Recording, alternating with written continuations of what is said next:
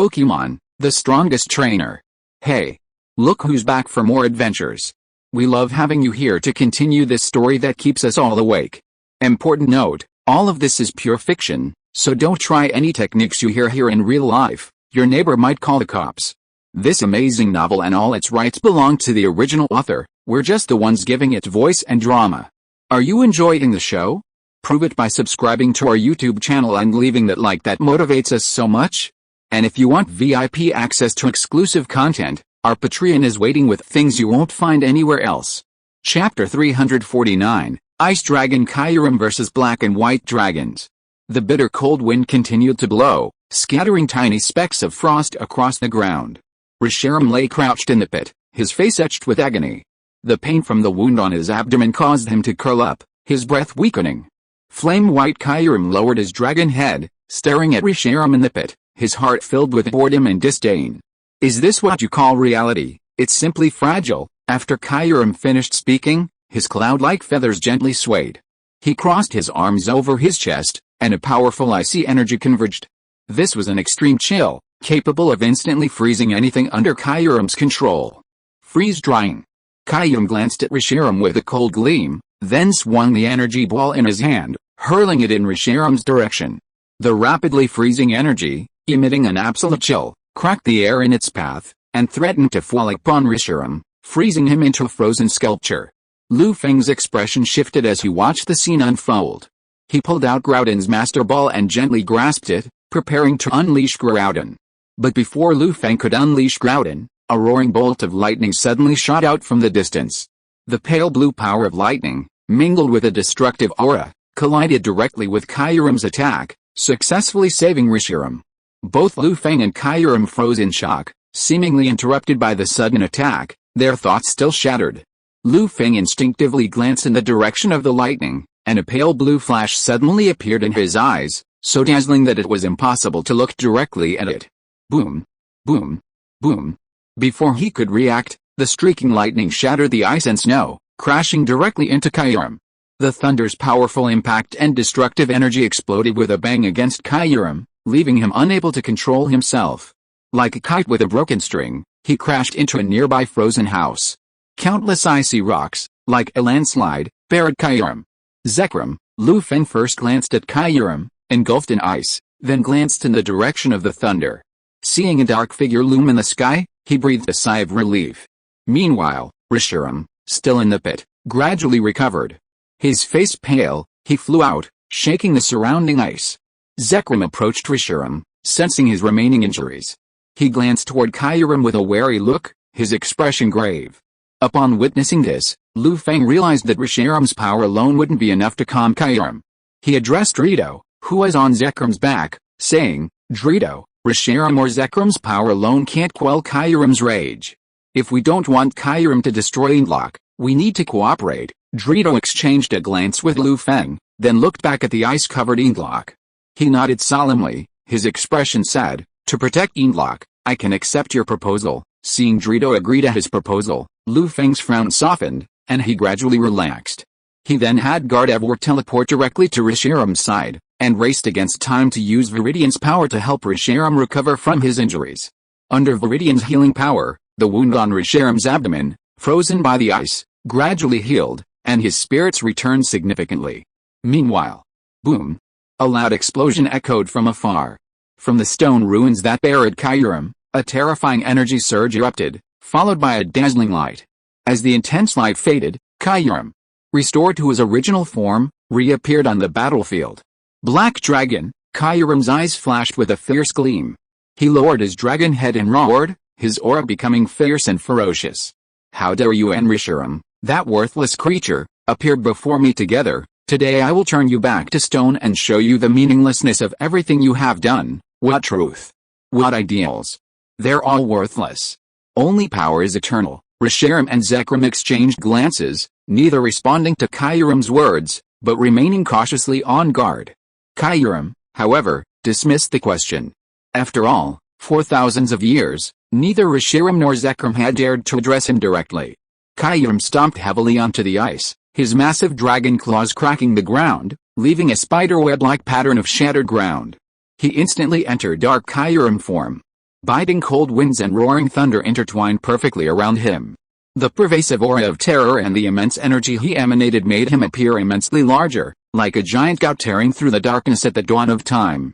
He fluttered his half-black, half-gray wings, a streak of multicolored light, as he lunged directly at Reshiram and Zekrom. Reshiram and Zekrom, upon seeing this, quickly flew skyward, avoiding Dark Kyurem's fierce onslaught. Furious, Dark Kyurem paused briefly, observing the now dispersed black and white dragons, before suddenly entering a state of contemplation. A moment later, Dark Kyurem pursued Zekrom. Judging by the fierce gleam in his lifeless eyes, it seemed he hadn't forgotten the hatred Zekrom had inflicted upon him. For a moment, the three dragons of the Unova region engaged in a fierce chase over Indriak. The forces of thunder, fire, and frost clashed fiercely in that instant. Zekrom entered overdrive mode, its tail-mounted electric engine clanging. A massive bolt of lightning streaked across the sky, lashing towards Dark Kyurem, a trail of destruction trailing behind him. Crossing lightning. Reshiram's tail-mounted turbine engine erupted with intense flames, the scorching heat easing the surrounding chill. With overdrive activated, a massive surge of flames surged, hurling itself directly at the relentlessly pursuing Dark Kyurem. Crossing flames. Dark Kyurem sneered at the black and white dragon gods, exhaled a sharp dragon breath, and with a flutter of his gray-black wings, he unleashed a fierce blizzard, directly meeting the attacks of the two dragon gods' signature abilities. Blizzard. In an instant, three different energies collided, shattering the clouds in the sky and relentlessly shaking the entire world. A humming sound stung Lu Feng and Drito's eardrums, causing them to collapse with their hands covering their heads. As their energies continued to leak out, the space of the entire Unova region became incredibly fragile, as if the slightest touch could rupture it, tearing along, slashing whole. Gazing at their surroundings, the three dragons paused briefly, and then Zekrom sped off into the distance, seemingly attempting to escape the battlefield. Seeing this, Dark Kyurem wondered how he would allow it. Dark Kyurem's dragon eyes fixed on Zekrom, and he roared in fury, "Black Dragon, do not attempt to escape." He then pursued Zekrom, continuously emitting waves of blue-purple energy. Zekrom painfully dodged the incoming attacks from behind, continuing to fly forward. Under Lu Feng's command, Reshiram, a master of the art of hiding, carefully avoided the clash between the two, occasionally attacking Dark Kyurem from behind with jets of flame. Drito sensed a terrifying aura behind him, and out of the corner of his eye, he spotted Lu Feng, leisurely beside him. He gritted his teeth, cursing him inwardly. Lu Feng glanced at Drito, who looked displeased, and could naturally read his expression, but he didn't take it too seriously, at most increasing Reshiram's attacks. After all, Reshiram was currently injured, and Dark Kyurem was more skilled in physical attacks. Without Zekrom, who was also a physical attacker, could the mage Reshiram face off head-on? As time passed, the battle continued. Dark Kyurem took advantage of Zekrom's fatigue, unleashing his immense power and charging towards him. Frozen Volt. Under the influence of the extremely cold ice, imbued with electricity, Zekrom, already somewhat fatigued, crashed directly into the ice below. The powerful impact cracked the ice, and he suffered the same fate as Kyurem had suffered. HMPH, Dark Kyurem looked in the direction of Zekrom's fall and snorted disdainfully, as if looking down on Zekrom's strength. So-called ideals are just that. Then, Dark Kyurem turned around, hovering in midair. He gazed at the jets of flames fired by Reshiram, his eyes gradually turning cold, filled with a chilling gleam. He wielded his powerful right claw, tearing through the scorching jets with a brutal and violent gesture, and swiftly swooped towards Reshiram and Lu Feng. Lu Feng's scalp tingled as he watched the incoming Dark Kyurem. Sensing the violent aura emanating from him, he knew he wasn't coming to greet him. He quickly directed Reshiram to fly towards an open area. "Alice, Zekrom is really unreliable. If I want to get rid of Kyurem's pursuit, I have to stay on the field," Lu Feng sighed, looking at the Dark Kyurem who was chasing him from time to time, and suddenly felt helpless. Chapter 350 Kyurem's Departure. Half an hour later, Lu Feng, led by Reshiram, arrived at a valley near Induk. Gazing at the empty field below, Lu Feng nodded, deciding to choose this spot as the location for his battle with Dark Kyurem. Lu Feng gently patted Reshiram, signaling him to descend into the valley. Reshiram nodded in understanding, flapping his horrific white wings as he slowly approached the valley. As Reshiram descended, a powerful gust of air swept over the area. The scorching flames from the turbine slowly melted the cracked, frozen ground, revealing its original brown-yellow hue. A few minutes later, Dark Kyurem finally arrived. With a heavy nasal breath, he exhaled a long, cold breath, stomping heavily onto the valley floor, his gaze fixed on Reshiram and Lu Feng. "Is this the battlefield you've gone to so much trouble to choose?" Dark Kyurem casually surveyed his surroundings, his expression unchanged as he sent a telepathic message to Lu Feng. Ridiculous, the temperature in the valley plummeted to freezing point after Dark Kyurem's arrival. Lu Feng couldn't help but lean against Reshiram, his teeth chattering as he replied, "Ice Dragon Kyurem, let me see your true strength." As his words fell, the Master Ball, tightly gripped in his palm, suddenly erupted with a blazing red light, blocking him and Reshiram. Roar! Groudon looked at Dark Kyurem cautiously, sensing the powerful aura emanating from him, and his expression instantly became eager. Although he could sense Dark Kyurem's strength, he, the creator of the earth, was no pushover, not to mention that he had mastered the art of flight. HMPH. Is that what you're getting at? Dark Kyurem's dragon eyes fixed on Groudon, noticing the fighting spirit emanating from him, and he couldn't help but sneer. "Human, I'll show you the absurdity of your decision." With that, he unleashed a powerful icy blue beam from his mouth, attacking Groudon. Frozen beam. Groudon sensed the chill, a look of discontent on his face, and simultaneously unleashed his big character explosion technique. The large, blazing flames collided fiercely with the frozen beam, sending a resounding roar through the valley, sending the surrounding rocks tumbling to the ground and creating deep pits.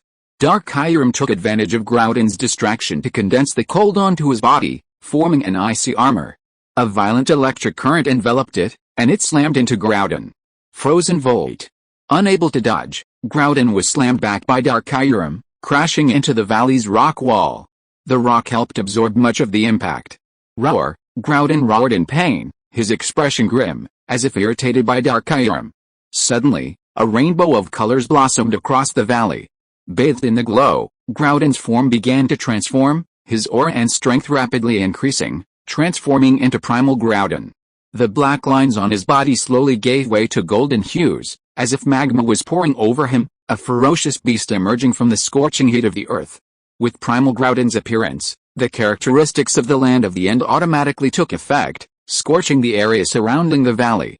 A crimson sun rose high in the sky, radiating its blazing rays. In an instant, the bitter cold wind that had just been blowing died down, and the surrounding frozen ground began to melt, transforming into countless streams that converged in low-lying areas, gradually forming lake after lake. Primal Groudon nodded in satisfaction upon seeing this, then turned his gaze towards Dark Kyurem. Dark Kyurem's face was extremely gloomy, as if he was not accustomed to the scorching heat. He couldn't help but roar with the dragon's roar, venting his inner rage. However, due to his current ability of Mega Voltage, he was no match for Primal Groudon's ultimate power, and was actually at a disadvantage in the fight for control of the weather. After a moment of contemplation, Dark Kyurem flapped his wings and soared into the sky, intending to use his flight advantage to counterattack Primal Groudon. HMPH. The so-called creator of the earth is nothing but a flightless fool. How dare you challenge me to battle? Dark Kyurem glanced at Primal Groudon, muttering a few words inwardly, before preparing a new attack.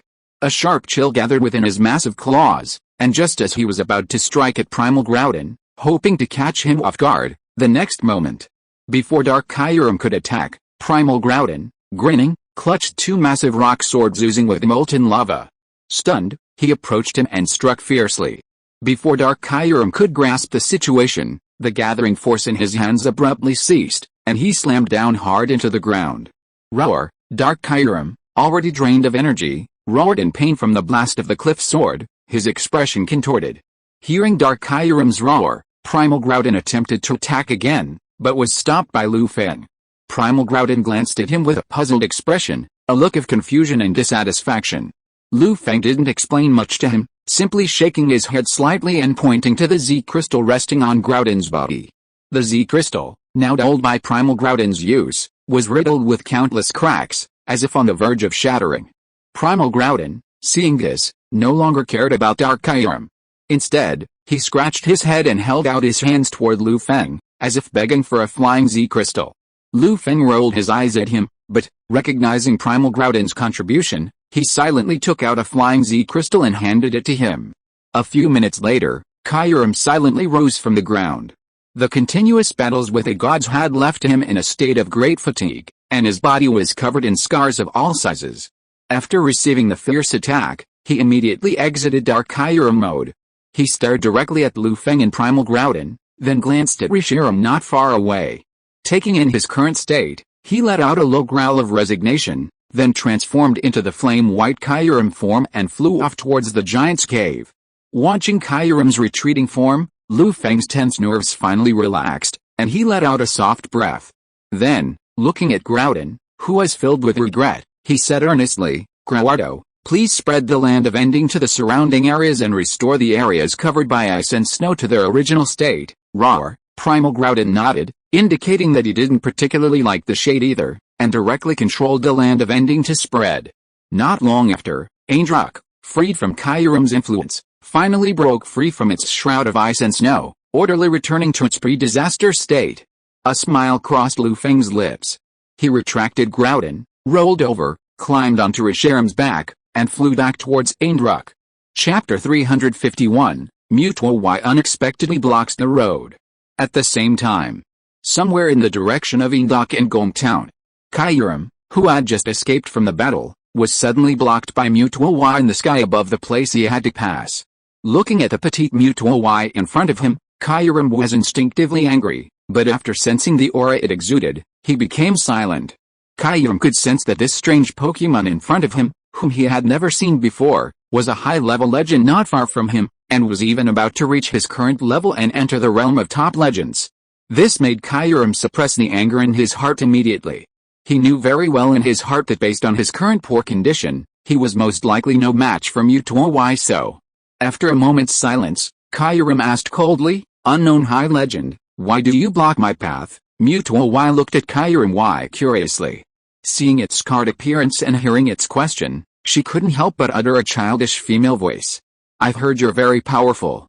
I want to see the strongest dragon in legend. By the way, my name is Mewtwo, a Pokémon beyond Mew." Suddenly, the battle between Mutual Y and Kairam Y erupted once again. Elsewhere, Lu Feng quietly leaned against Reshiram's soft fur, silently counting the rewards issued by the system. Ding. Congratulations to the host for completing the legendary quest, White Hero of Indorok. Received Icicle Slate and plus 5% world integration. World announcement. Congratulations to player 9527 for completing the legendary quest. World integration has been significantly increased. Please continue your efforts. Ding. Congratulations to the host for achieving the max music skill. Looking at the rewards and prompts given by the system, Lu Feng couldn't help but frown. He realized that he had only completed one of the two legendary quests he had received, which left him somewhat puzzled. System, what's going on? Why haven't the quests related to Kairam been completed yet? Lu Feng, filled with confusion, couldn't help but ask the system. Ding. Kairam is currently in combat and cannot be determined to be out of danger. The mission is incomplete, so the corresponding reward cannot be issued. After hearing the system's explanation, Lu Feng became even more confused and questioned with some discontent. System, besides the black and white dragons, which other Pokémon in Unova can battle Kairam? Are you trying to steal my reward? The system didn't respond to Lu Feng's question, as if it simply didn't want to pay attention to his unreasonable demands. Seeing the system's unwavering attitude, Lu Feng grew irritated. After a few minutes, Lu Feng tried to calm his restlessness. Knowing he couldn't get a definitive answer from the system, he turned his attention to Reshiram. "Reshiram, can you sense Kairam's location now?" Lu Feng asked anxiously, his tone filled with anxiety. Reshiram, in mid-flight, was stunned for a moment, then turned his head with a strange expression, observing Lu Feng's expression from the corner of his eye, as if trying to discern something from his face. But after watching for a while, Reshiram noticed that Lu Feng's eyes were filled with nothing but worry and anxiety, and he couldn't help but breathe a sigh of relief. Then, he was silent for a long moment, silently sensing Kairam's current state. Suddenly, a look of surprise crossed his face. Reshiram hesitated for a moment, then replied to Lu Feng quietly, "I can sense that Kairam is in battle right now, and his opponent is quite powerful. Really fighting?" Lu Feng couldn't help but click his tongue at Reshiram's answer, a blush flashing across his face as if something had occurred to him. "Damn system, I wronged you," Lu Feng muttered to himself, as if apologizing for misunderstanding the system. He pondered for several minutes before slowly raising his head and whispering, "Reshiram, turn around and chase after Kyurem." Reshiram looked at Lu Feng, seemingly hesitant to speak, and couldn't help but ask, "Lu Feng, are you going to capture Kyurem?" Lu Feng was stunned for a moment, a smile curling his lips as he silently shook his head. "Right now, I just want to see which Pokémon is battling Kyurem." Reshiram breathed a sigh of relief, quickly turning around and speeding over. Lu Feng sensed Reshiram's relief and felt the urge to laugh, but he managed to maintain a composed expression. He silently said to himself, "I really don't have any ideas right now. I don't know, in a few days, Reshiram, man." About an hour later, Lu Feng and Reshiram arrived at the battle site between Mutawai and Kyurem. By then, Mutawai and Kyurem had already left. Lu Feng and Reshiram were filled with astonishment, observing the lingering energy and the lingering aura of battle. "That's Mutawai's presence," Lu Feng said incredulously, using his superpower to identify the Pokémon that had just battled Kyurem. "But shouldn't Mutawai be at Clear Cliffs in Johto? How did it suddenly appear in Unova, and battle Kyurem?" Thinking of his discovery, Lu Feng became puzzled, his expression filled with solemnity. Just then, as Lu Feng pondered, a system notification chime suddenly rang out, exploding directly in his ears. "Ding! Congratulations to the host for completing the legendary quest, Ice Dragon Guardian. Receive the Fist Slate and plus 5% World Convergence." World announcement: congratulations to player 9527 for completing the legendary quest. World Convergence has increased significantly. Please continue to work hard. Ding! Congratulations to the host for obtaining a Master Orb 1. Lu Feng's thoughts were suddenly interrupted by the system notification, and he felt a sense of helplessness. However, after learning that Kyurem had safely escaped, he no longer cared about anything else. He opened his backpack, released Rotom, and searched the surrounding area, finding himself near Route 14. After pondering for a few minutes, he had Reshiram drive him to the nearby Ripple Town. Just as Lu Feng was heading to Ripple Town, in Unova, near Route 22. For unknown reasons, the space, already turbulent due to the battle between the three dragons of Dao, suddenly opened a small rift. A young man dressed in white, with a black baseball cap covering his long, turquoise hair, was flung out of the space rift and slammed heavily to the ground. The surrounding wild Pokémon noticed the commotion and silently moved toward the young man. Perhaps it was the aura of the young man that prevented the surrounding wild Pokémon from making any move to harm him. Even the grumpy afro-haired buffalo stayed close to protect him. As time passed, an unknown amount of time passed. The young man slowly opened his eyes, looked around in confusion, and asked weakly, "Where is this?" Chapter 352, Practice Truth and Pursue Ideals. November 18th, Monday. Aindok, Unova. 5 days had passed since the disturbance of Dragon Vein energy and the ice disaster unleashed by Team Plasma. Drito stood alone in the Earth Sword Castle, gazing at the peaceful and orderly recovery of Aindok below, and the still barren Earth country not far away. A sense of relief gradually settled in. Then, Zekrom swooped down from the sky, directly before him. Gazing at Drito, Zekrom felt a complex mix of emotions. He could clearly sense the waning of Drito's inner ideals, seemingly affected by the events of the previous day. Zekrom sighed softly, wanting to say something to Drito, but the words faltered, a tormented expression. As a longtime companion, Drito could naturally sense the shift in Zekrom's mood. He slowly turned his head and gazed at Zekrom beside him. His eyes met a bright red for a long moment, and a sudden realization struck him. "Perhaps it's time to say goodbye," Drito muttered to himself. After a long silence, Drito seemed to have made a decision. He forced a smile, a flicker of memory in his eyes. He softly asked Zekrom, "Zekrom, how long has it been since we met?" Zekrom paused for a moment, listening to Drito's words, his memory inexplicably reminiscing about the time he had just awakened. He then whispered, "About a year." "I didn't expect it's already been a year," Drito muttered to himself, his expression becoming a bit dazed. He stroked the ancient bricks of the city wall with his palm. Time flies. He recalled the joy of Zekrom's guidance near the Dragon Spiral Tower, and the efforts they had made together to find the people of the land and restore the land of the land. Then, thinking back to the battle a few days prior in Lu Feng's words, the smile on his face suddenly relaxed. "Zekrom, perhaps it's time for you to leave and find a true ideal hero." Zekrom's body tensed at Drito's words, his bright red eyes flickering slightly. He stared at Drito for a long, bitter moment. By then, he fully understood Drito's intentions and knew that Drito didn't want Aindok to suffer further disaster because of his ideals. Drito, have you betrayed your ideals? Zekrom asked in a deep voice, his tone thick with seriousness, and the atmosphere around them seemed to chill.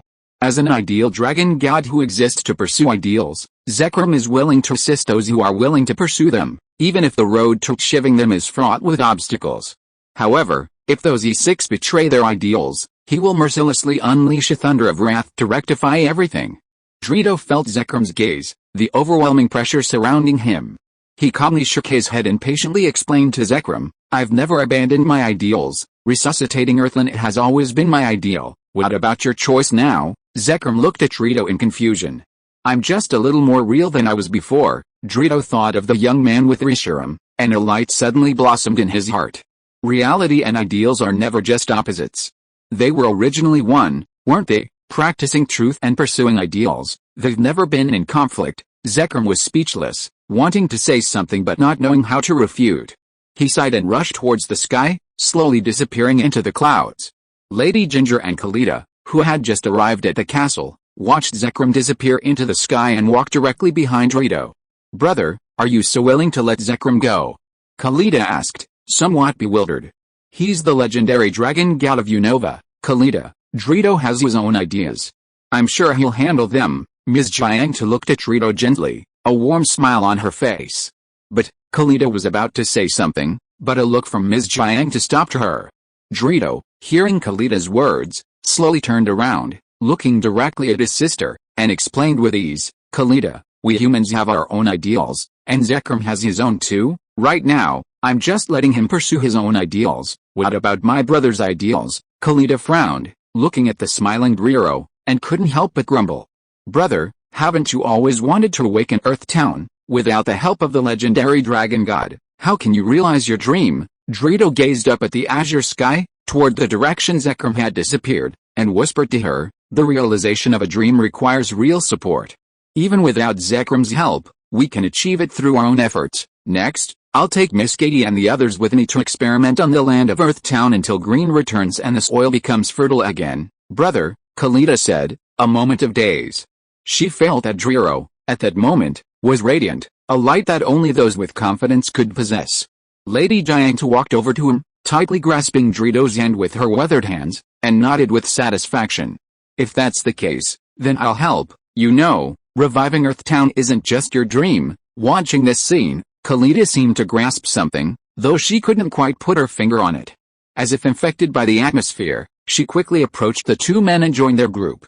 Drito observed all this, then glanced at the nearby Earth Town. A sudden feeling struck him, they could, through their own efforts, fully revive Earth Town. Then, Drito looked toward the sky and said to himself, thank you for appearing, Zekrom. Goodbye, my friend. At that moment, high in the vast sky, Zekrom used his anti-gravity field to avoid the effects of air resistance and the planet's gravity, allowing him to hover in the sky. He looked back toward Aindok. As if hearing Drito's voice, tenderness flashed in his dragon eyes, and he whispered to himself, goodbye, Drito, my friend. Then, he gazed at the vast sky, closed his eyes tightly, and began to sense the direction of his ideal, intending to seek out a new ideal hero to help him realize his dream. A few minutes later, Zekrom suddenly opened his eyes and looked toward the northern Unova region, a look of deep surprise on his face. Such a powerful ideal power, Zekrom muttered excitedly to himself, his bright red eyes gleaming with a look of immense surprise. He pondered for a moment. Surrounded by terrifying dark clouds and lightning, a massive thunderstorm cloud swiftly swept across the sky above Raven City, heading in the direction of the spiritual power he had sensed, drawing ever closer to the location of the ideal's radiance. Chapter 353, Wherever you go, your ideal will be revealed. Meanwhile, in the Unova region, in Kinghabo City, the sea was calm. Countless buildings floated among the waves, connected by wooden planks suspended over the water, resembling another town built in the sea. The mysterious young man arrived, gazed at the nearby Pokémon Center, and silently walked over. A few minutes later, he arrived inside the Pokémon Center, casually picked up a newspaper placed near the entrance, found a quiet corner, and walked over. He placed the newspaper on the table, carefully spreading it out to avoid damaging it. Suddenly, He saw the news on the front page of the newspaper, his expression becoming a little dazed. With a complex expression, he murmured, "Team Plasma." About 10 minutes later, after the young man finished browsing the newspaper, he suddenly fell into deep thought. Andriok? The black and white dragons? And Kyurem, is this what this world just experienced? The mysterious young man murmured softly. Compared to my original world, it's really a bit dissimilar. Kyurem is also controlled by Team Plasma, but why is it Andriok and not Twin Dragon City that's been frozen? What's going on? And Reshiram and Zekrom in this world have already chosen their own trainers, and Team Rocket, who hasn't even appeared yet. What should I do? Thinking of Zekrom and the events of his original world, the mysterious young man's face was filled with bitterness.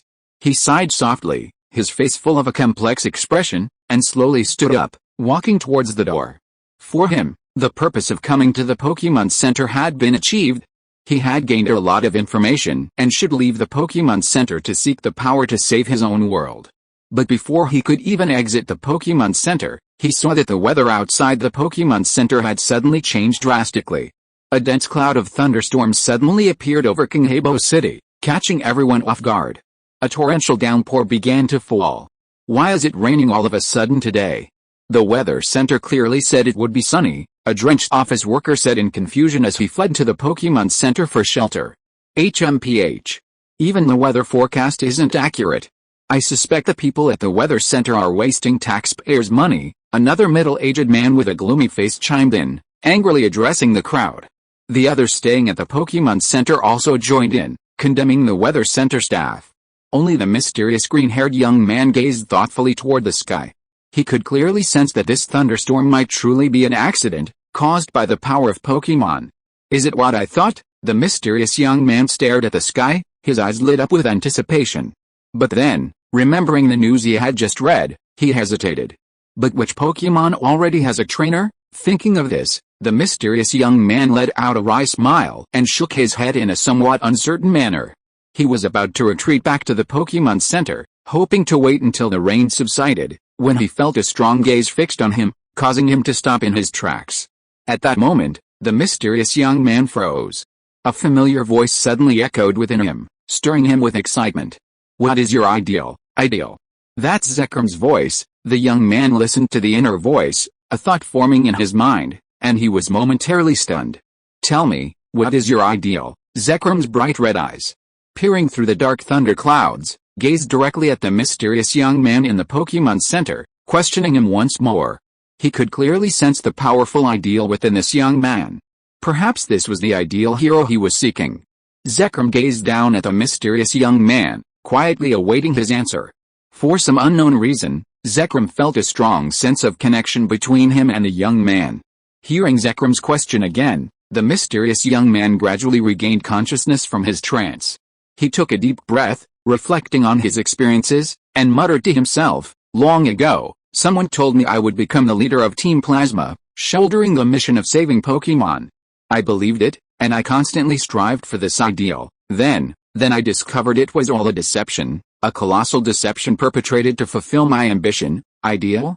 I'm still searching for its meaning. Right now, all I want is harmony between humans and Pokémon, to find true power, and save my former world. The mysterious young man analyzed his inner thoughts, gazing blankly at the dark clouds above, a wry smile on his face. Zekrom's eyes flickered with complexity. He sensed a powerful ideal in the young man's inner monologue, one far greater than Drito's desire to awaken the Earth homeland. After a moment of silence, Zekrom dispersed the surrounding dark clouds and thunder, instantly extinguishing the torrential rain. He solemnly addressed a mysterious young man, wherever you go, manifest your ideals. Wherever your ideals are, I will go. Upon hearing Zekrom's response, a smile suddenly crossed his melancholic face. He nodded earnestly at Zekrom and whispered, Zekrom, this time we will fight side by side again. With a smile on his face, he walked straight out of the Pokémon Center and headed towards Route 22, to the right of Qinghai City. Not long after, in a quiet forest somewhere on Route 22, Zekrom descended from the sky and appeared before the mysterious young man. The mysterious young man looked directly at Zekrom, his eyes filled with reminiscence, and said softly, Zekrom, my name is N. I'll leave it to you. Zekrom nodded and asked N in a deep voice, N, where are we going next? and pondered for a moment, then remembered the news he had just seen. He looked up and said to Zekrom, "To fulfill my heart's desire and save the world engulfed by darkness, we need to find some allies to fight alongside us. Let's go find Reshiram's trainer first. I need to tell him something, and then we'll find the remaining members of Team Plasma and form a new Team Plasma." Zekrom nodded solemnly, let out a low growl, and flew directly towards Reshiram and Lu Feng within. Chapter 354 Storm Plan enters the final stage. November 20th, Wednesday. Ripple Town, Unova. The weather had warmed up from the previous day's chill. Lu Feng heard the alarm clock ring by his bedside table and reluctantly opened his eyes, yawning sleepily. He washed up briefly before opening his door. He stretched his body as he watched the Pokémon playing in the presidential living room. The Pokémon in the living room heard the door open and immediately looked in Lu Feng's direction. Eevee's ears twitched slightly, and on its 4 short legs, it scurried over to Lu Feng's side, rubbing its softest fur against his trouser leg with a fawning expression. Lu Feng watched Eevee's movements and, with a smile on his face, greeted the other Pokémon. "Good morning, little ones," the Pokémon responded lazily, their expressions simultaneously gloating as they gazed at the Eevee at the hem of his pants, as if anticipating something. Seeing this, Lu Feng suddenly felt a bad premonition. He swallowed hard, and looked around carefully. A few minutes later, Lu Feng arrived at the table in the living room. Seeing the claw marks all over it, he felt a sudden pang of anxiety. He looked at Eevee with a complicated expression and asked, "Could it be you who did this again, Eevee?" Eevee glared at him with its watery brown eyes, appearing innocent, and gave a sweet, refusing to admit it. "How much the hell is this going to cost again?" Lu Feng pressed his hand to his forehead, despairing. He looked at Eevee's terrified expression, sighed silently, and whispered to it, "I told you, you've been bullying this furniture a lot these past few days. I'm used to it, Eevee." Eevee wagged its tail upon hearing Lu Feng's words, squatted on the floor, and patted its chest in an anthropomorphic manner. Lu Feng shook his head, walked to his backpack, took out several corresponding energy cubes, and placed them in front of the Pokémon. Afterward, Lu Feng called the hotel front desk and asked them to prepare breakfast. Then, he came to the horrible table, took out his notebook, and began to think about his next plan. It had been a week since the incident at Intak, and Lu Feng had also been in Ripple Town for a week. During his stay in Ripple Town, he used the 2 newly acquired stone tablets to help Articuno and Lucario complete some basic training, deepening their control over the corresponding energy attributes. He paused in thought for a moment. Lu Feng suddenly remembered something and couldn't help but pat his head with an annoyed expression, which made the Pokémon look a little confused. About an hour later, Lu Feng packed his luggage, ate the breakfast sent by the hotel, and then left the room directly. He checked out at the hotel front desk, paid for the damaged furniture, and then left the hotel with Rodham and Eevee. As soon as the group walked out of the hotel door, they felt a cool breeze blowing, which made Eevee's body tremble slightly. It couldn't help but shrink its head and quickly jumped into Lu Feng's arms.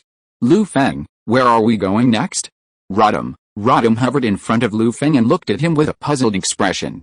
Lu Feng's eyes flickered slightly. He gazed northeast for a moment before replying in a hushed voice, "Next, we're going to the giant cave to collect our debt. A certain legendary Pokémon is actually taking a chance, trying to get my help for free.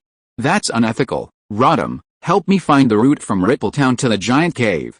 Rodham was stunned for a moment, unsure of what Lu Feng meant, but he followed his instructions and found the route.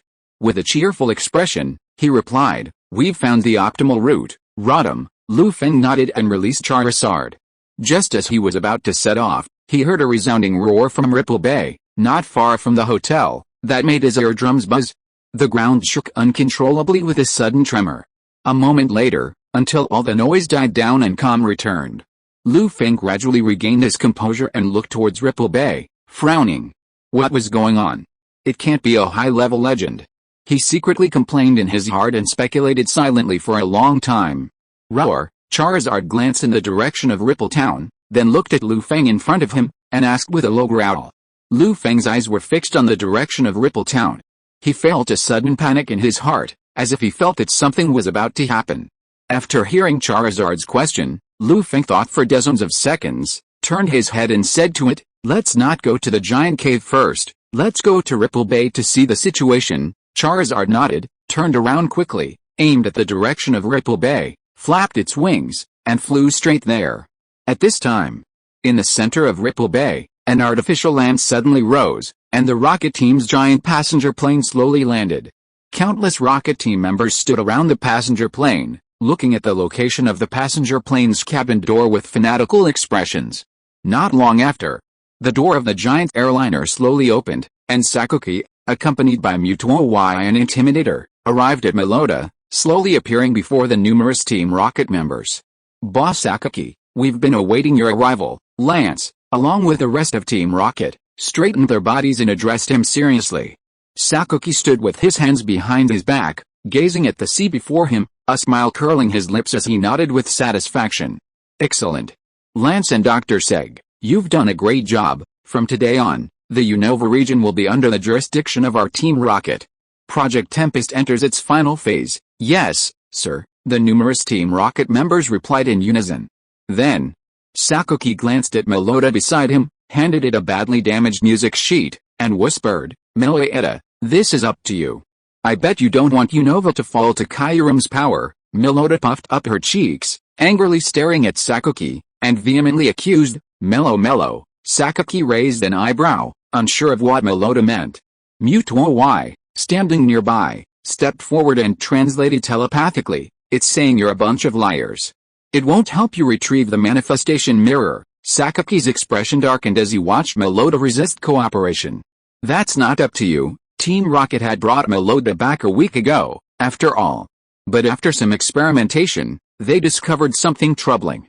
For Melota to retrieve the manifestation mirror, not only does she need the melody of her song, but she also needs to sing in dancer form to activate the mechanism in the underwater ruins. Unfortunately, Melota hasn't yet learned the ancient song and can't transform into dancer form, which has repeatedly delayed Team Rocket's plan to retrieve the manifestation mirror.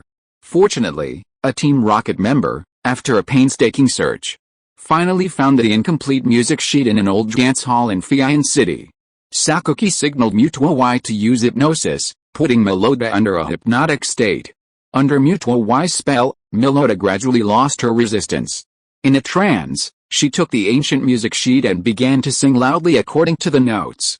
As the melody began to rise, Melota's turquoise hair began to change dramatically, gradually turning brown-red and forming a turban, which quietly wrapped around her head. Then, a massive submarine rose, and Sakuki, along with all Team Rocket members, Mutuo, and Melota, stepped inside. Under the control of Dr. Seg, the submarine descended toward the underwater ruins hidden deep within the bay. The next moment, the ocean floor suddenly and violently shook, and a massive underwater pyramid slowly rose, gradually appearing above the surface. Chapter 355, Three Clouds Divine Beast Form. The greatest crisis in the Unova region. The wave surged, the waters thickened. An underwater ruin rested steadily on the surface. The ancient masonry bore the marks of time, a mysterious air permeating the air. Sakuki surveyed the scene before him, a smile playing on his lips. He glanced at the hypnotized Melota and said gravely, "Don't you miss it, Melota?" Melota's lifeless gaze shot upwards, gazing at the hovering diamond-shaped stone. She sensed the lingering aura within the cross-shaped structure, and a wave of resistance rose within her.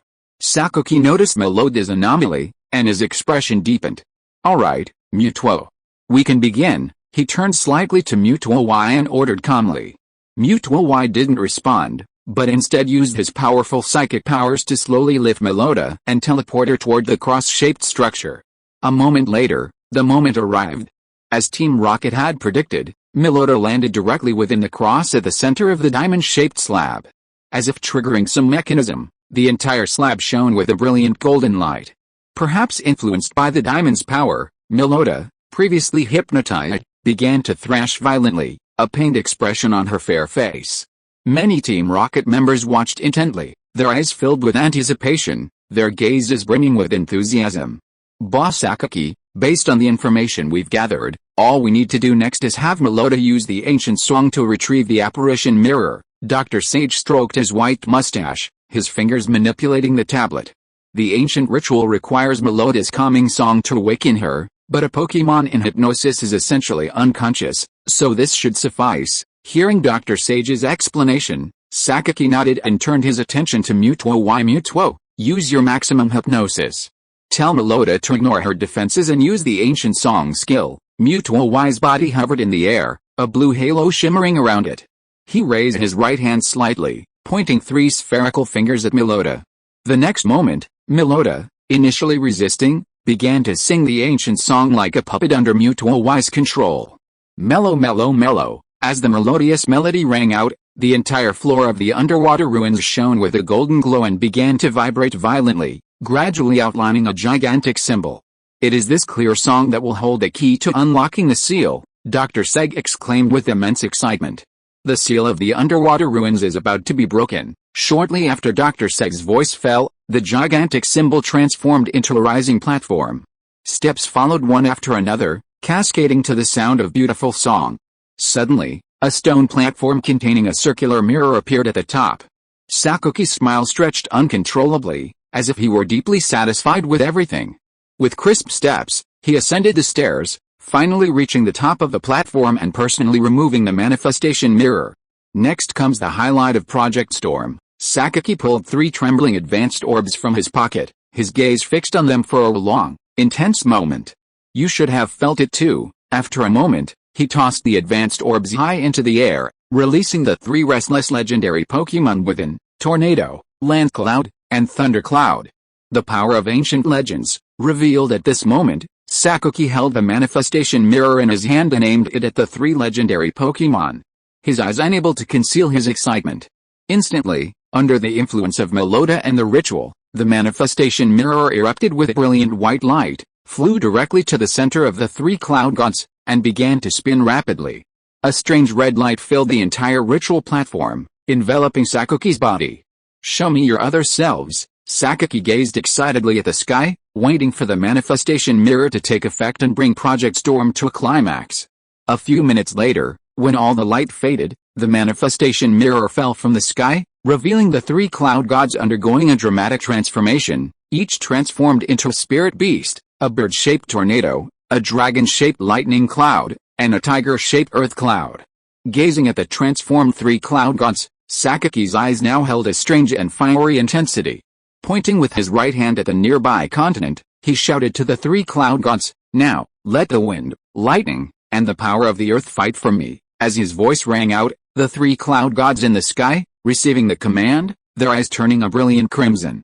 They roared in unison, their bodies shimmering with blue, green, and orange light, illuminating the sky with an incomparable brightness. Under the influence of the power of 3 legendary Pokémon, the weather in the seas surrounding Ripple Town drastically changed. Dark clouds gathered. Thunder and lightning roared. The wind raced. The once calm sea surged with surging waves, suddenly becoming turbulent and raging, as if nature were unleashing its fury. Mutual Y frowned as he gazed at the 3 Pokémon in the sky, feeling a strange throbbing in his heart. He hurried to Sakuki's side, using his own power to help him resist the influence of the ancient power. With Mutual Y's help, Sakuki gradually regained consciousness and emerged from the power's influence. He gazed at the nearby revealing mirror, a flicker of fear in his eyes. "Is this the legendary power of the ancient world?" Sakuki thought, his head bowed, his brow furrowed in thought. "It actually affected me without my knowledge. Fortunately, Mutual woke me up in time." After a moment's silence, he quickly stepped down from the platform where the ceremony was held, to prevent the ancient power from affecting him again. For Sakuki and Team Rocket, the 3 cloud god had already been subdued, eliminating the need for the ritual's control as in the original story. Therefore, the ritual platform had lost its effect on Team Rocket. Then, Sakuki approached Dr. Seg and said wearily, "Dr. Seg, the 3 cloud god has completed its transformation. Now it's up to you." "Yes, Boss Sakuki," Dr. Seg said sternly.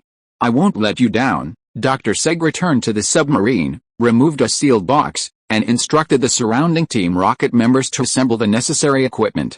5 minutes later, a machine resembling a small satellite antenna appeared before them. Dr. Seg smiled as he carefully removed a meteorite-like object from the box, placed it in the center, and slowly activated it. "Boss Sakuki, all we need to do now is use the night meteor to spread the power of the 3 cloud gods throughout the Unova region. Then we can conquer this region," Dr. Sage explained to Sakuki as he operated. Sakuki nodded, signaling Dr. Sage to proceed. With Sakuki's permission, Dr. Sage manipulated the meteorite machine to amplify the power of the three cloud gods and spread the energy they emitted throughout the Unova region. At this moment, all towns in the Unova region were suddenly affected by strong winds, lightning, and the power of the earth.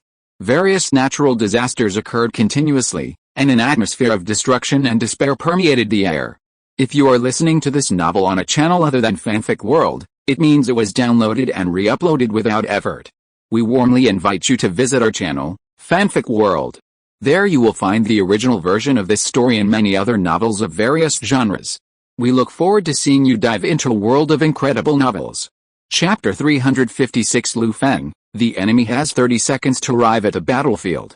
At the same time, in the Unova region, Higaki City, at the headquarters of the United Alliance, Katlia and the other three looked at the report they had just submitted, their expressions becoming very unnatural. Looking at his three colleagues who were not about to speak, the evil king, Bilberry, spoke with some resignation, breaking the silence in the meeting room. According to the report from Miss Juncha in Ripple Town, the meteorological disaster affecting the Unova region this time is spreading outward from Ripple Bay and is affecting the entire Unova region at an alarming rate. Judging from what happened with Aindaok, this incident involves legendary Pokémon again. Upon hearing this, the Ghost King, Wanlong, suddenly had a hint of intelligence in his eyes, as if he had thought of something, and excitedly waved his fist. It sounds a bit fantastical. I think I have new material for my novel again, Bilberry, you can do whatever you want. The Fighting King, Lian Wu, showed no interest in this and showed no sign of taking up the topic. Super King Katlia wrinkled her nose, remembering what Sharona had mentioned not long ago. Her pretty face was filled with anger, as if she was immersed in her own world, and she ignored what Bilberry said. Bilberry looked at the other three with a twitch of his mouth, and shook his head helplessly, as if he had become accustomed to it. Hey. If this matter is not resolved, the Unova region may be destroyed. Can you three pay attention? It's all because of Adak, the incompetent champion who took the lead. He always wanted to continue to muddle through and ruin the atmosphere of the Alliance. Except for me, none of the three Unova kings are worry-free. Bilberry secretly complained a few words in his heart. His expression was long. He pressed his temples, then continued, addressing the three of them.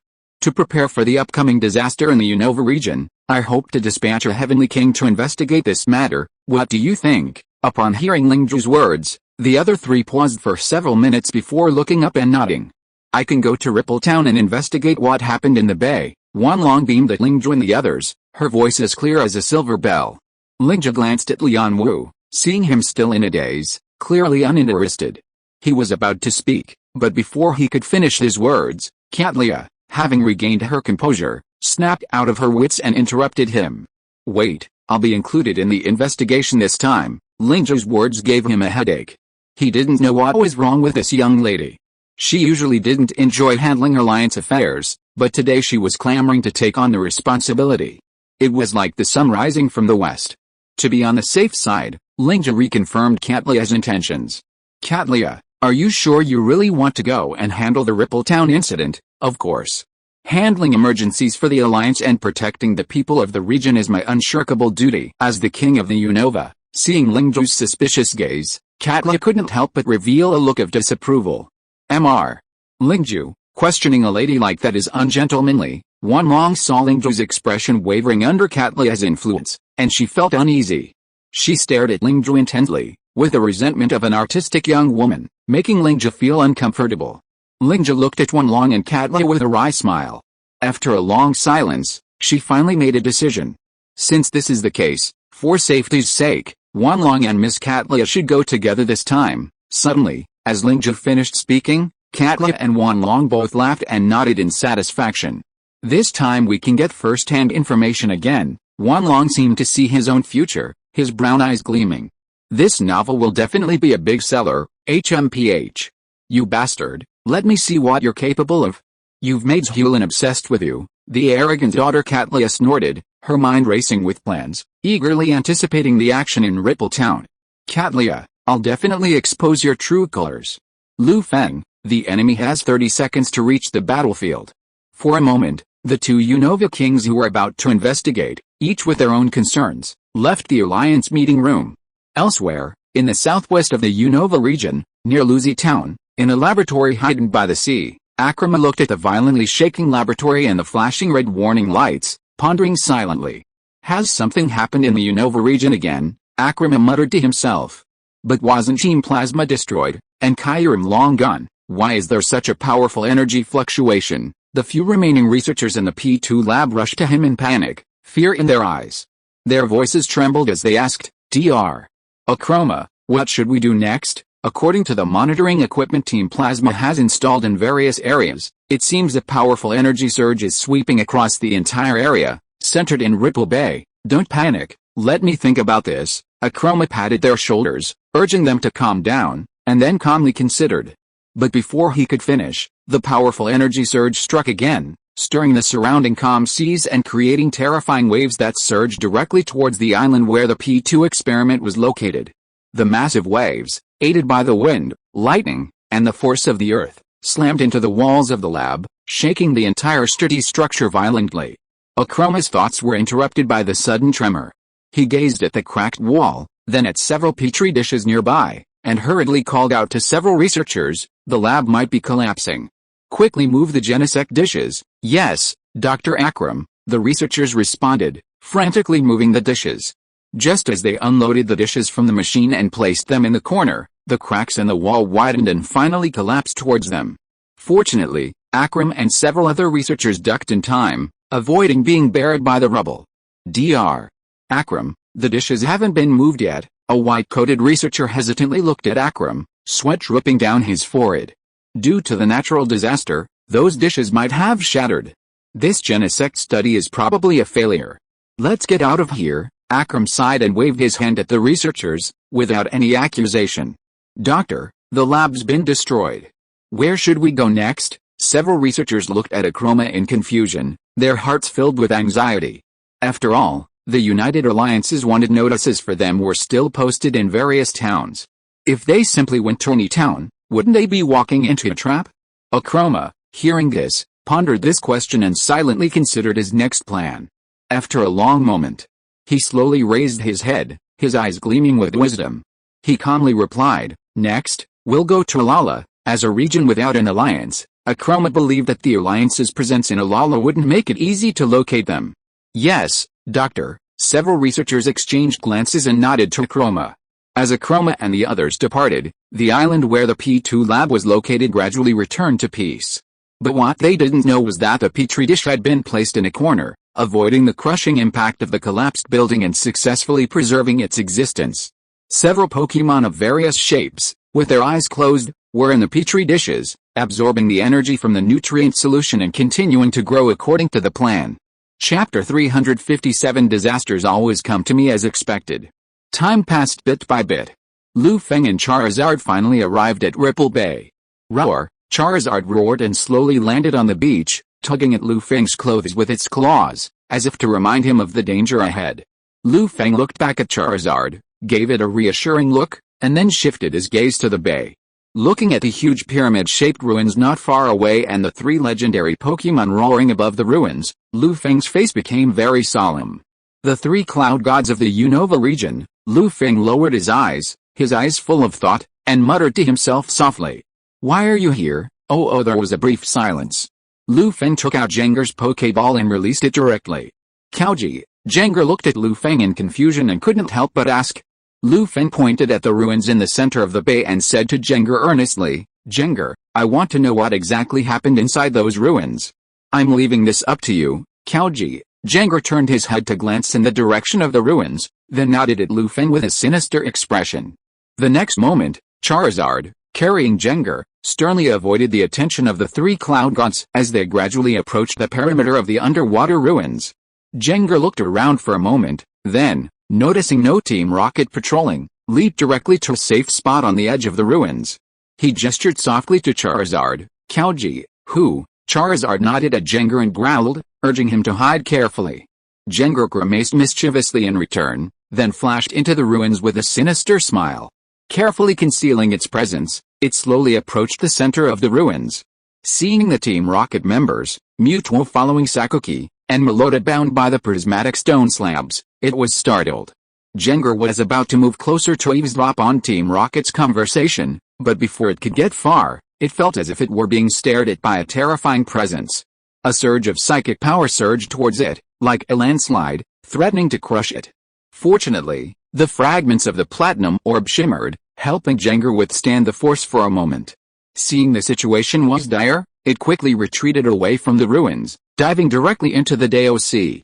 Charizard, sensing movement nearby and the hand gestures Jengar made before diving into the water, swooped down towards Jengar's location, snatched the dripping Jengar from the sea, and darted back toward the beach.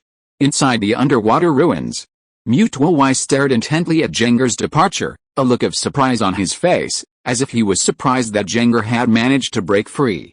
Sakuki noticed Mewtwo's daze and turned his gaze directly to him, asking, "Mewtwo, have you noticed something?" Mewtwo turned and whispered to Sakuki, "A Jengar just came nearby, trying to get closer to the center of the ruins, but I chased it away." "Jengar? It must be a Pokémon from a trainer in a nearby town," Sakuki muttered to himself, a little surprised, with a raised eyebrow. He paused for a few seconds before continuing, "There's no need to worry about those trainers. Our most important task right now is to complete Project Storm." Mewtwo nodded and gradually averted his gaze. Meanwhile, Charizard and Jengar returned to the beach. Feng looked at the soaked Jengar with a look of shock. He knew full well that, given Jengar's current strength, to force it into the cement it must be formidable. Which inevitably fueled his worry. "Jengar, have you found out anything?" Feng asked, pulling a towel from his backpack and handing it to Jengar. Jengar wiped himself with a towel, then, with a serious expression, replied, "Damn it." Feng listened intently to Jengar's response. He was surprised to learn that Team Rocket had orchestrated this ruin and that Mewtwo had appeared within it. Based on the information Jengar had just gathered and the vague memories he had in his mind, he began to grasp a vague understanding. Is this the Storm Plan, Team Rocket's plan to dominate the Unova region, as depicted in the original story? But why is Mewtwo here again, and accompanying Team Rocket? Feng, bewildered, pondered silently. A few minutes later, Feng gazed toward the underwater ruins, took a deep breath, and immediately activated his superpower.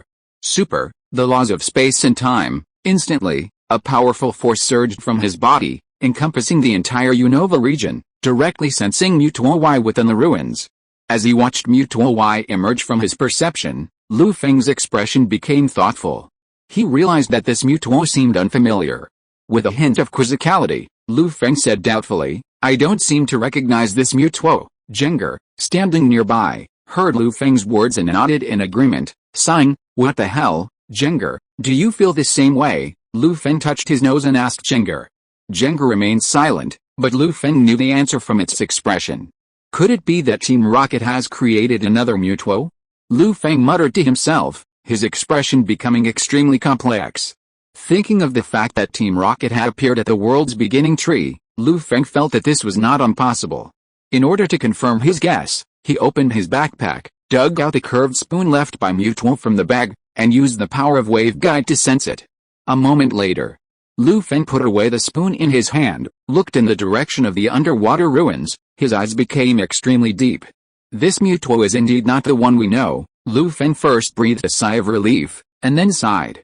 "I have to say that Team Rocket's scientific research capabilities are quite awesome, Kaoji." Jengar looked at Feng who was sighing, and couldn't help but remind him. At this moment, the system prompt sound suddenly exploded in his ears because Feng obtained some information. Ding. "Congratulations to the host for receiving the legendary quest, Project Storm. Duration, 1 day. Description, to achieve their goal of ruling the Unova region, Team Rocket in the Kanto region has secretly captured the legendary 3 cloud gods and collected the night meteorites. By leveraging their combined power, the Unova region is in imminent danger. Please intervene immediately. Reward: 1 legendary resource, plus 5% world fusion. Penalty for failure: weaken all members for 1 month. Feng's face darkened upon hearing the system's notification. He sighed. Sure enough, disaster always strikes me. Looking toward the underwater ruins, Feng opened his backpack again, his gaze fixed on the 3 cloud gods in the sky. He glanced at his own shadow and pulled out a flute-shaped item. Feng, time for a dungeon. First, call for some help. Chapter 358, Decisive Battle with Team Rocket. November 20th, evening. The sun gradually vanished, and the sky was stained with a pitch-black hue. Under the influence of the three cloud gods and a night meteor, fierce winds, thunder, and the force of the earth swept across Unova.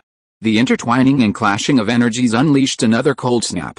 As the cold snap continued, the sea surrounding Ripple Bay instantly froze, spreading towards the towns on the mainland. Lu Feng stood on the beach, staring at the scene before him, his jaw dropping. Was this Team Rocket's storm plan? It seemed quite plausible. How could the calamity wrought by the three cloud gods' power be even more horrific than Kyurem's?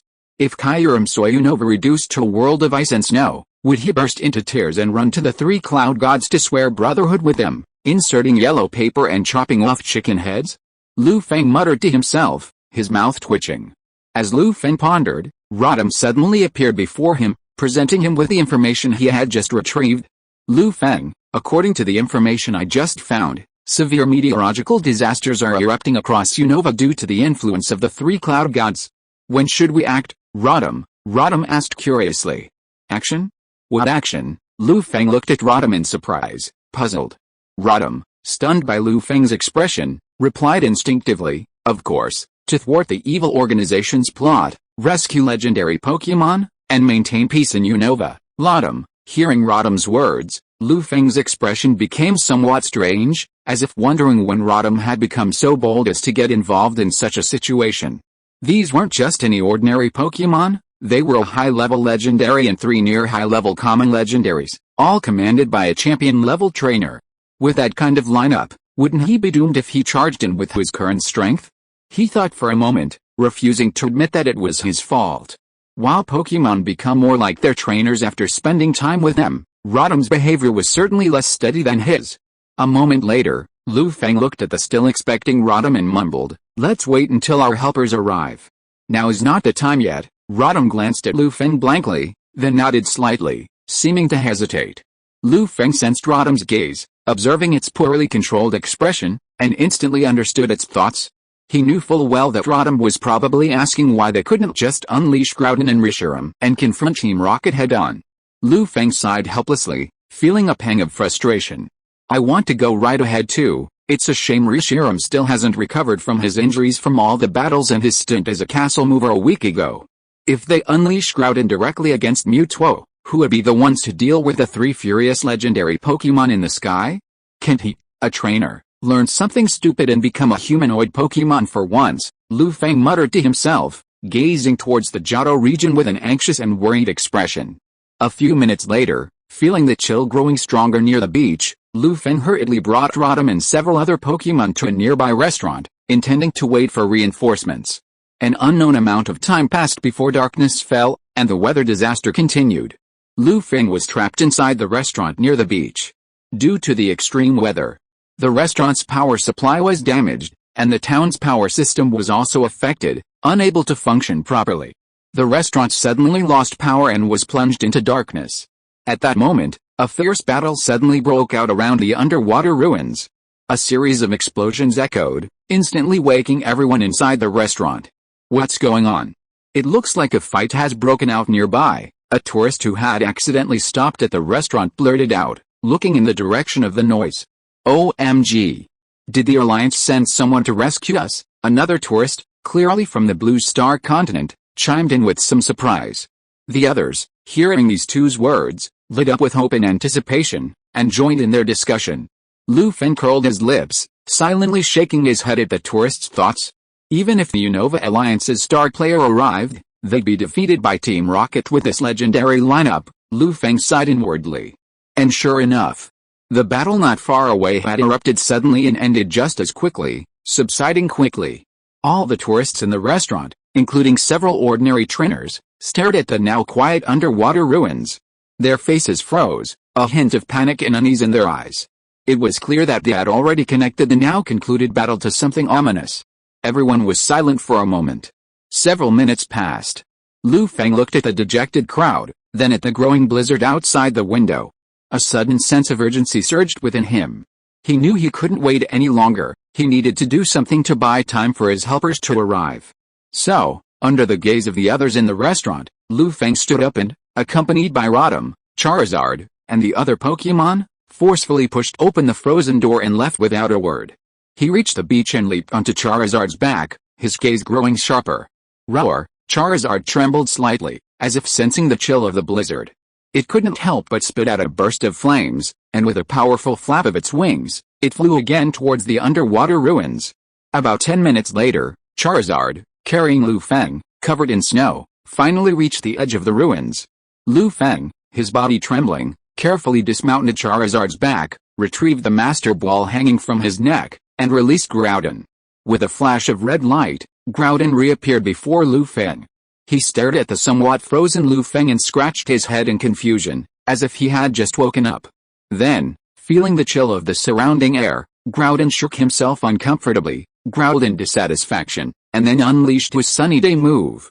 Instantly, as the light flashed across Groudon's body, the weather near the underwater ruins shifted. The two opposing forces, battling each other, caused the blizzard to subside and gradually subside. The Team Rocket members within the underwater ruins noticed the change in weather, realizing it was another intruder, and quickly gathered their forces, converging towards the ruins' entrance. Mewtwo looked towards the entrance of the ruins, sensing a powerful aura, and couldn't help but remind Sakuki, a powerful Pokémon has appeared outside the ruins. Its strength is conservatively estimated to be no less than that of Mikumo. Oh. Really? Sakuki's eyebrows twitched slightly, revealing a surprised expression. He said with interest, another legendary Pokémon has appeared? This is getting interesting, he recalled carefully, wondering which legendary Pokémon would appear, and then, as if he had thought of something, he glanced meaningfully at the entrance of the ruins, his expression changing slightly. Mewtwo, come with me to see an old friend of our Team Rocket. After he finished speaking, he walked directly towards the entrance of the ruins, and Mewtwo followed closely, following Sakuki's footsteps. Chapter 359, Decisive Battle with Team Rocket. On the lowest platform of the underwater ruins, Groudon used Sunny Day to help Lu Feng finally break free from his frozen state. Looking at the Team Rocket members closing in on them, Lu Feng's eyelids twitched slightly, as if brimming with rage. He addressed Groudon coldly, "Earthquake, roar!" Groudon roared, stomping hard on the ruins floor, causing the entire structure to vibrate. A powerful earthquake wave spread outward. Countless Team Rocket members and Pokémon were instantly wiped out by the shockwave. Aside from a few powerful Pokémon and Flying-type Pokémon, few remained after being struck by earthquake.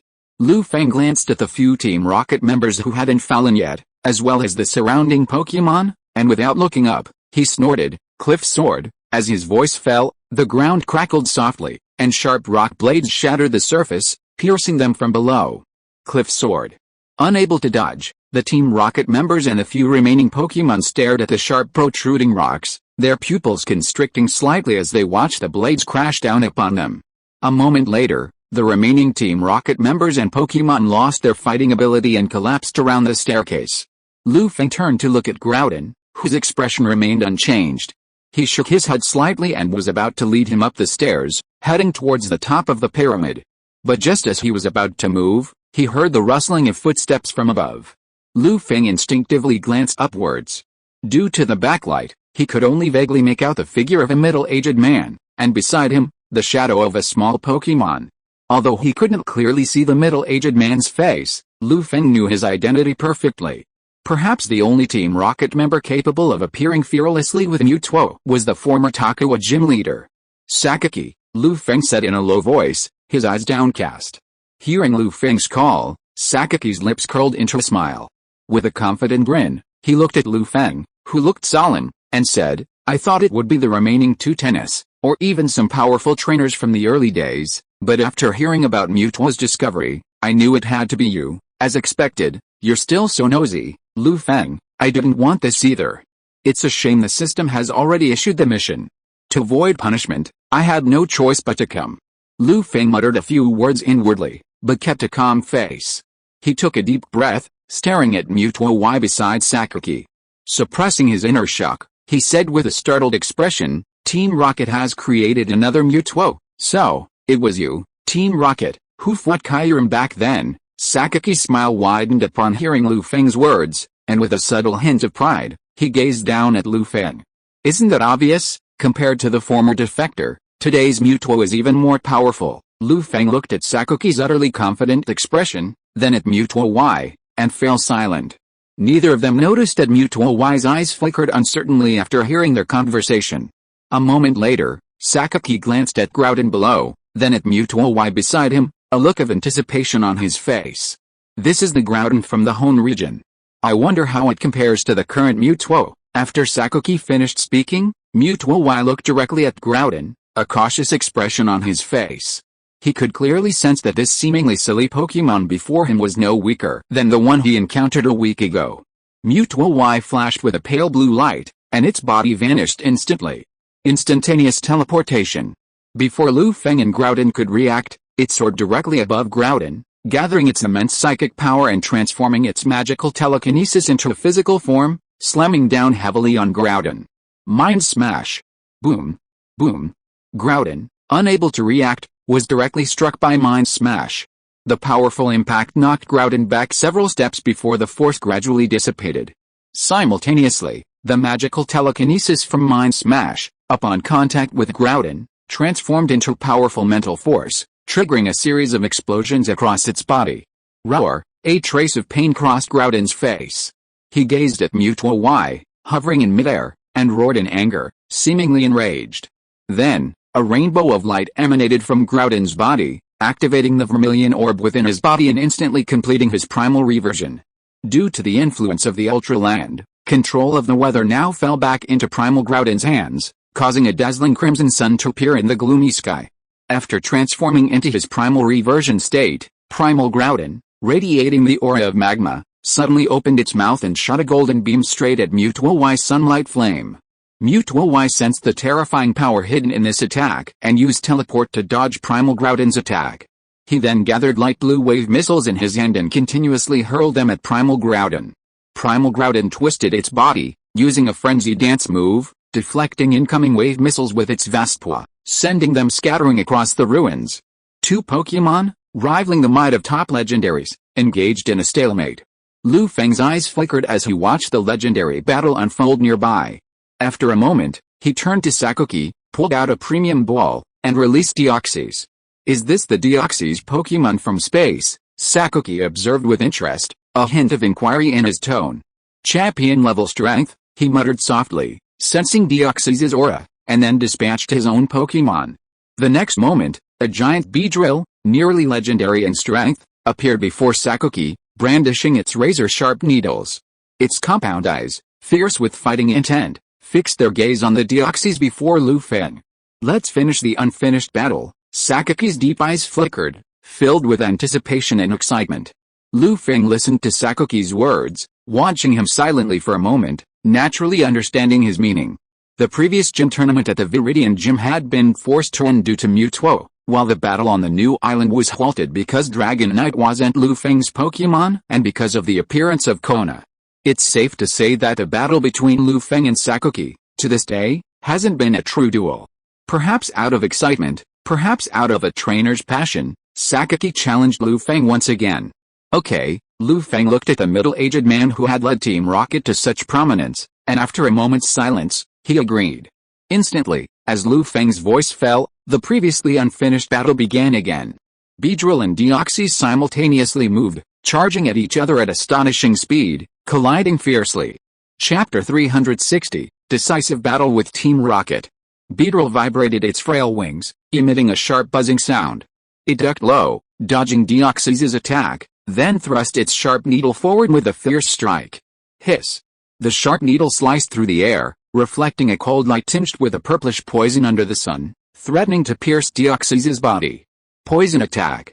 In the nick of time, Deoxys, relying on its powerful psychic perception, narrowly shifted form, dodging Beedrill's poison attack just in time. Meanwhile, Deoxys distanced himself from Beedrill, instantly transforming into speed form. Focusing his immense psychic power on his forehead, he launched a counterattack at the Beedrill below. A mind hammer. A pale blue spiritual force pierced the sky, striking Beedrill at a speed exceeding the speed of light, slamming it hard into the ground. The surrounding dust filled the air, obscuring all vision. Deoxys lost sight of his target and edged slightly closer to the dusty ground. Just as he was about to use his psychic powers to sense Beedrill's location, he saw a long, sharp needle piercing straight at him. In an instant, the Beedrill's sharp needle pierced Deoxys' body, shattering its left arm with a powerful impact and sending it flying. Sakaki, observing this, smiled with satisfaction, his eyes gazing down at Lu Feng below, a flicker of joy crossing his face. Lu Feng, sensing Sakaki's gaze, met his gaze calmly, his expression unchanging. Beedrill continued to raise its needles, fluttering its light wings as it flew swiftly towards Deoxys' location. Just as it was about to launch an attack, it saw a shadow. Deoxys, leveraging its extraordinary self-healing abilities, regenerated its left arm and, with lightning speed, exerted all its strength to strike Beedrill fiercely before it could react. Breathtaking speed. In that instant, Beedrill, still unable to react, was struck by a massive impact, its body hurling backwards like a parabola towards the nearby ground. Meanwhile, just as Sakaki and Lu Feng began their clash, a streaking figure appeared not far from Ripple Bay. Mutuo used his psychic powers to sense Lu Feng's location, his expression becoming utterly dazed. Even now, he hadn't fully recovered from the news Lu Feng had revealed when he contacted him. Upon hearing that Team Rocket might have created another Mutuo and were using its immense power to fulfill their ambitions of ruling Unova, Mutuo's heart suddenly became incredibly complex, a tangled web of joy, hatred, anger, and bewilderment. With a slight sigh, Mutuo slowly calmed his inner turmoil, suppressing all his emotions as he accelerated once more. Lu Feng, there's another Mutuo waiting for me, Mutuo muttered silently. Elsewhere, still some distance away from Mutuo, Latius and Latius transformed into two red and blue jets, streaking across the sky at incredible speed, leaving long trails in their wake. They stared toward Ripple Bay with expressions of helplessness, as if they hadn't anticipated Lu Feng possessing the Infinity Flute and using its special effects to summon them. Remembering the last time they parted, and the exploits Lu Feng had taken from them, Latius and Latius felt a pang of anger. No matter what, I won't be bullied again this time. I'll leave as soon as I'm done, Latius shouted inwardly. Latius sensed Latius's mood through telepathy, and remembering Lu Feng's ruthless behavior, he couldn't help but shake his head. It was clear that he wasn't very optimistic about Latius, and he felt that Latius would fall into that trainer's trap again. Some time passed. Beedrill and Deoxys were about to decide the outcome. Lu Feng and Sakaki waited quietly for the final result. Beedrill's body gradually relaxed, becoming extremely light. It moved at a swift speed to Deoxys' side, its compound eyes glowing red as it lashed out at it with its long needles. High-speed movement. Reverse scales. Deoxys was no pushover either. Seeing Beedrill's stance, it transformed into its attacking form, unleashing a powerful burst of electricity, like a cannon, blasting out a stream of electricity. Electromagnetic cannon. In a flash, two powerful attacks collided, suddenly unleashing astonishing force. A surge of intense white light emerged, blinding everyone to the precise situation. When the white light gradually faded and vision reappeared, Deoxys was seen kneeling on the ground, covered in wounds and panting, looking extremely miserable. As for Beedrill, it was even worse off. After all, it had innate racial limitations. It fell directly to the ground, unable to fight, and lay motionless.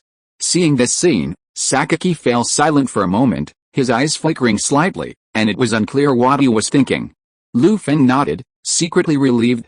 Just as he was about to say something, he sensed a presence in the distance, and his expression suddenly lit up with joy. Finally here, Lu Feng said in a low voice, his head lowered. And then, he looked up at Sakaki, standing at the top of the stairs, and suddenly smiled. Mr. Sakaki, our second half is about to begin. Sakaki froze for a moment, somewhat bewildered.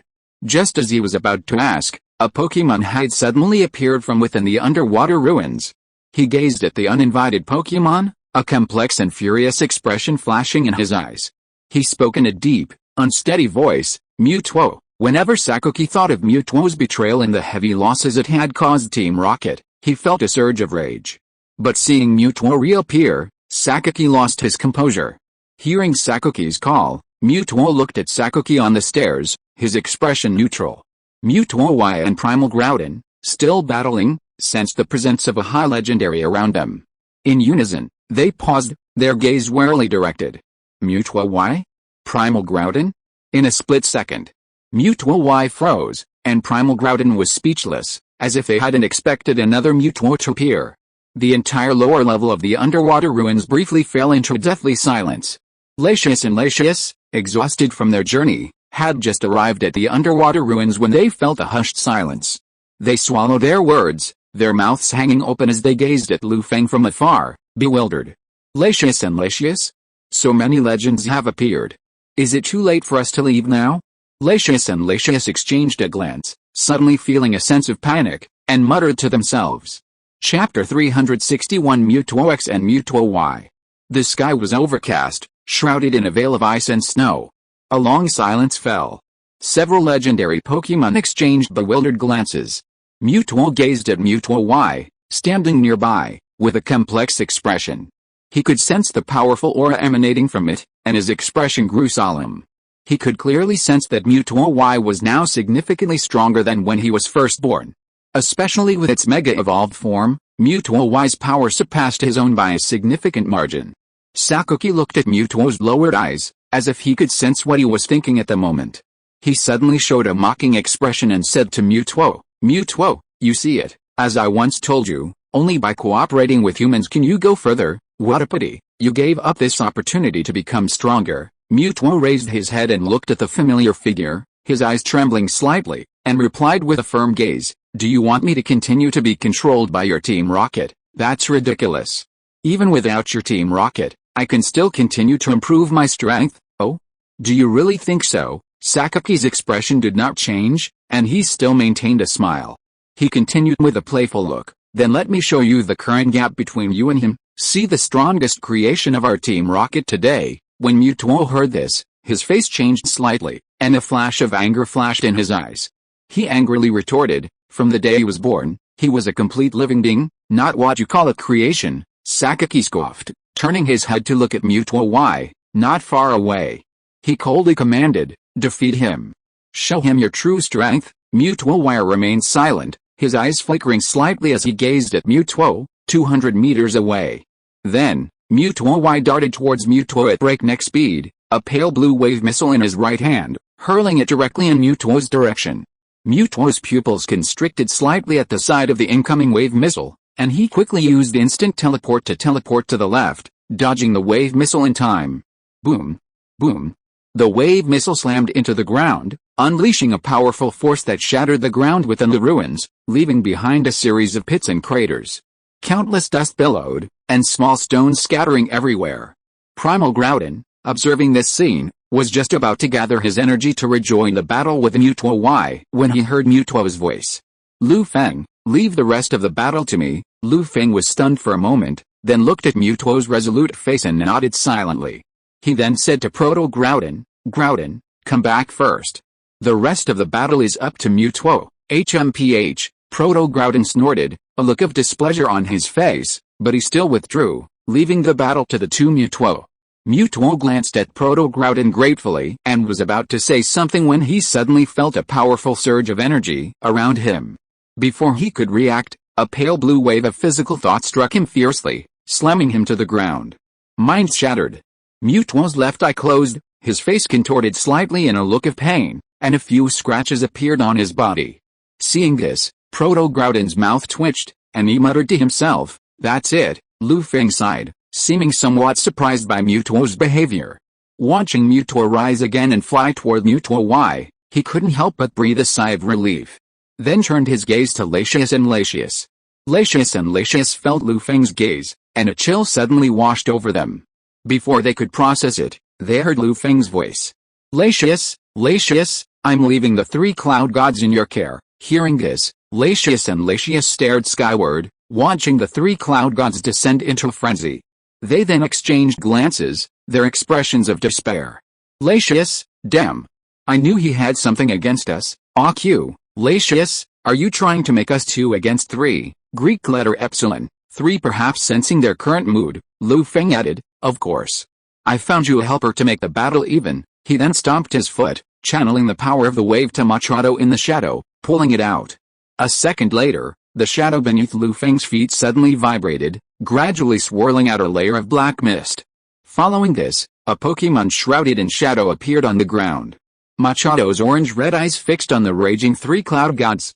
Sensing the devastated atmosphere surrounding them, it nodded at Lu Feng, reluctantly agreeing to his request. Then, with a few leaps, it charged directly towards the earth cloud, its body shrouded in ripples of natural force, as if ready to unleash a full-force barrage of punches and kicks. Machado's exclusive Z-move, 7-star soul-snatching kick. Instantly, with a fleeting afterimage, Machado's attack landed on Earth Cloud, sending it plummeting from the sky and crashing into the earth with a resounding roar. Latius and Latius sighed silently at this, casting a resentful glance at Lu Feng. They approached Tornado Cloud and Thunder Cloud at breakneck speed, intercepting each. Simultaneously, Lu Feng, using his waveguide power, signaled Deoxys to destroy the Nightfall meteor device and halt the meteor's energy impacting Unova. Deoxys nodded in understanding and immediately used teleport, darting towards the Nightfall meteor's location above the ruins at incredible speed. Sakuki gave Lu Feng a penetrating look and quickly summoned his remaining Pokémon. Just as he was about to dispatch them to stop Deoxys, Primal Groudon suddenly appeared and used Earthquake. With a powerful earthquake, a terrifying shockwave rippled through Sakuki's Pokémon, instantly flinging them all away. Several champion-level Pokémon wore pained expressions, wailing mournfully as they struggled weakly against the floor. Lu Feng smiled at Sakuki and said, somewhat teasingly, "Mr. Sakuki, please don't act rashly, damn it." Sakuki gritted his teeth, his eyes coldly fixed on Lu Feng, as if suppressing a fierce rage. He glanced at his main Pokémon, then at Primal Groudon, poised to attack nearby. He immediately calmed down and stopped trying to stop Lu Feng. Sakuki knew full well the gulf between champion level and high legendary. Even if he used several of his Pokémon, he wouldn't be able to defeat Primal Groudon. So he simply lowered his head and pondered a plan for escape. Lu Feng, seeing Sakuki's tactful approach, nodded in satisfaction and shifted his gaze to Mewtwo. Mewtwo looked rather disheveled, its body smeared with mud and scars of varying sizes. It continually dodged Mewtwo-wise attacks. Due to the disparity in power, Mewtwo had little chance to counterattack and could only flee, evading Mewtwo-wise attacks. Lu Feng watched the Mewtwo battle with a frown, knowing how unfavorable the situation was for Mewtwo. If Mewtwo-Y hadn't been inexperienced, and Mewtwo had countered with its vast combat skills, the battle would likely have ended quickly. Lu Feng pondered for a moment, then opened his backpack and pulled out a set of self-selected Mega Evolution Stones, received in the Rainbow Hero Trial in Chapter 167, a system reward. He then made his choice. Since the first Mewtwo was more physical attack-oriented, and to satisfy Lu Feng's own mischievous taste, he chose Mewtwo X's Mega Evolution Stone. System, choose Mewtwo X's Mega Evolution Stone, he muttered silently. The next second, the Mega Stone, whose color was originally indistinct, suddenly transformed, a corresponding pattern forming on its surface. Lu Feng clutched the Mega Stone tightly, looking at Mewtwo, who was still struggling, and suddenly shouted, "Mewtwo, take it, Mewtwo!" Upon hearing Lu Feng's voice and looking at the object he threw, suddenly used instant teleport to catch the Mega Stone. Then, under Lu Feng's command, it instantly entered its Mega Evolution state. Mewtwo X. At this moment, as the colorful natural energy faded, Mewtwo X's momentum continued to rise, gradually reaching the same level as Mewtwo Y. Mewtwo Y's eyes gleamed as he stared silently at Mewtwo X, not far away. Sensing the aura it emanated, a flicker of fear crossed his face. Mewtwo Y and Mewtwo X, each occupying a different direction, engaged in a fierce exchange of power, gradually forming a standoff. Sakuki looked at the fully evolved Mewtwo with a sudden expression of disbelief. How could a Mewtwo Mega Evolution Stone appear? How is that possible? Wasn't Mewtwo the first Pokémon created by Team Rocket? Sakuki's mind raced for a moment, seemingly overwhelmed by a profound shock.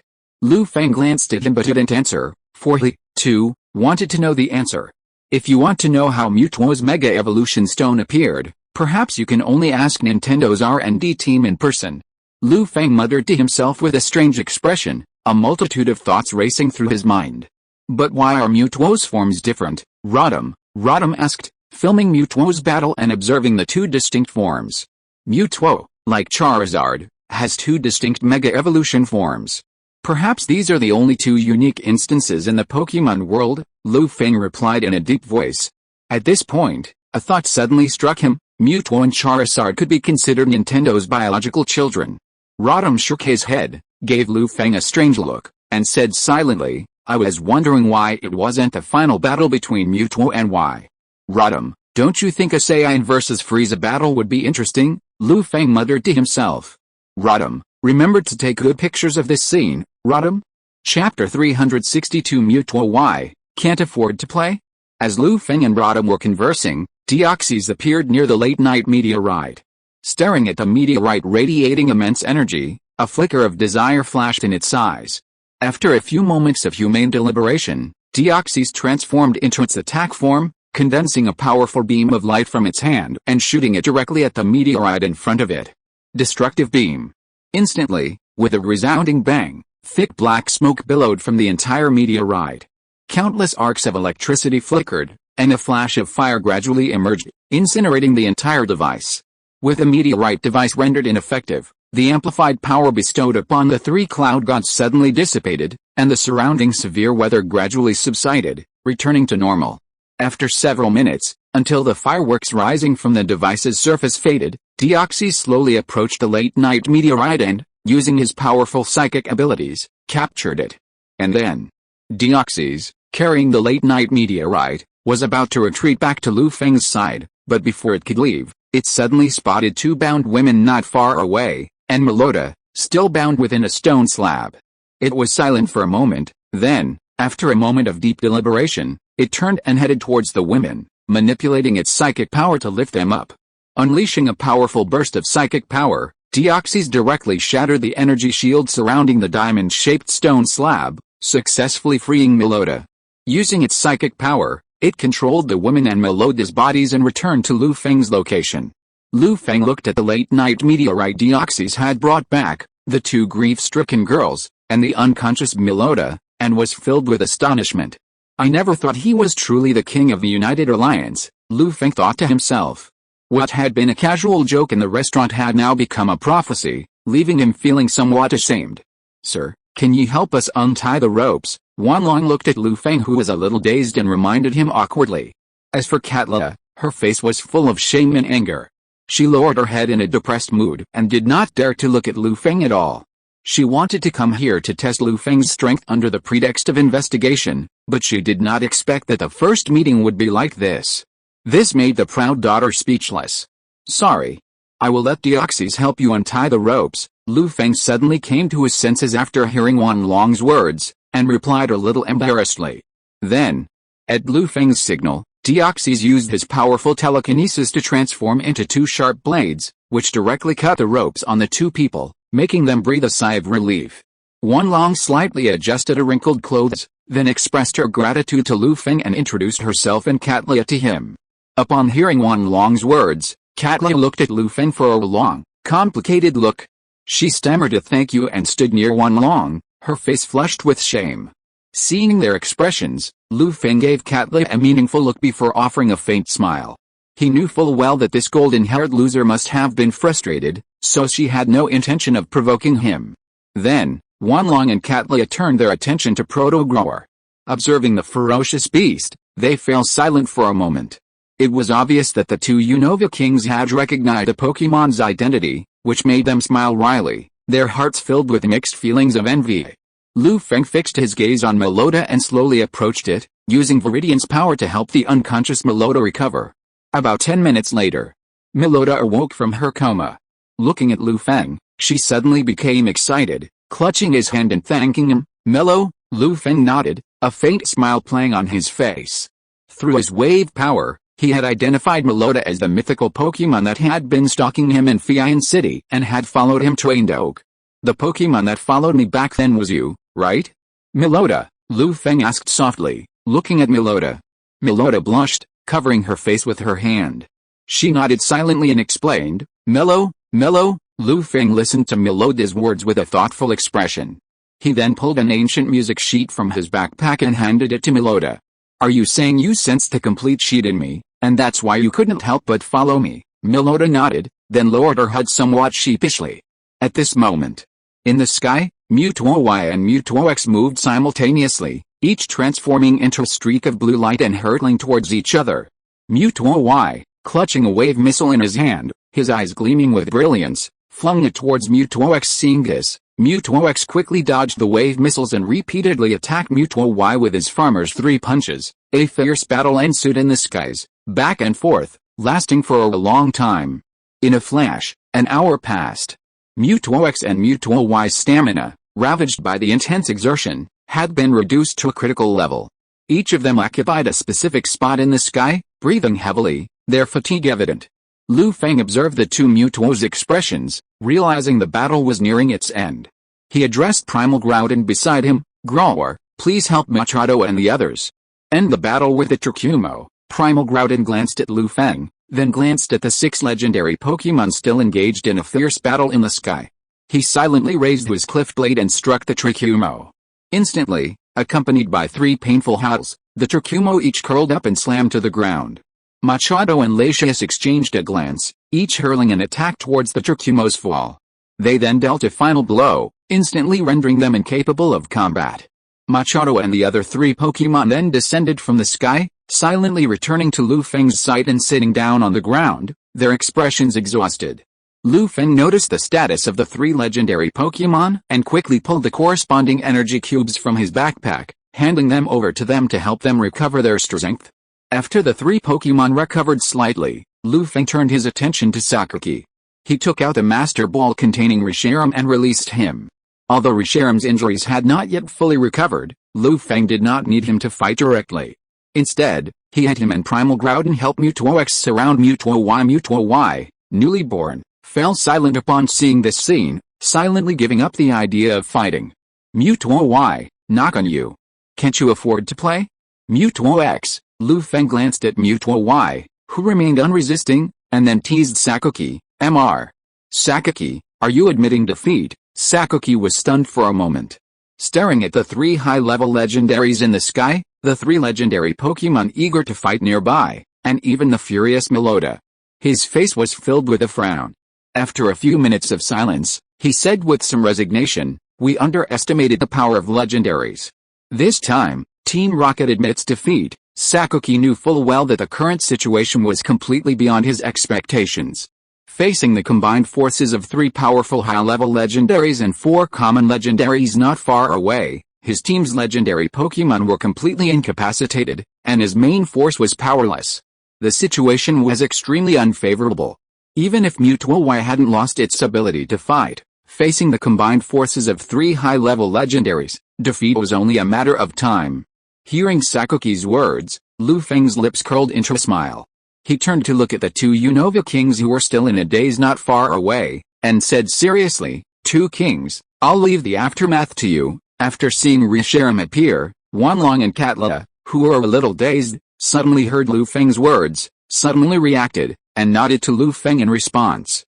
At the same time, as Sakuki completely gave up his resistance, symbolizing the end of Team Rocket's storm plan, Lu Feng's ears suddenly heard a system prompt sound, "Ding. Congratulations to the host for completing the legendary mission, Storm Plan, and obtaining the mysterious Broken Horn, containing the mysterious sword move, World Integration plus 5%, World Announcement, Player 9527 completed the legendary mission, the World Integration has been greatly improved, and all players are requested to continue their efforts, Ding. Congratulations to the host for obtaining the Golden Crown 3. If you are listening to this novel on a channel other than Fanfic World, it means it was downloaded and re-uploaded without effort. We warmly invite you to visit our channel, Fanfic World. There you will find the original version of this story and many other novels of various genres. We look forward to seeing you dive into a world of incredible novels. Chapter 363, Travelers in a Foreign Land and Team Rainbow Rocket. November 22nd, Friday.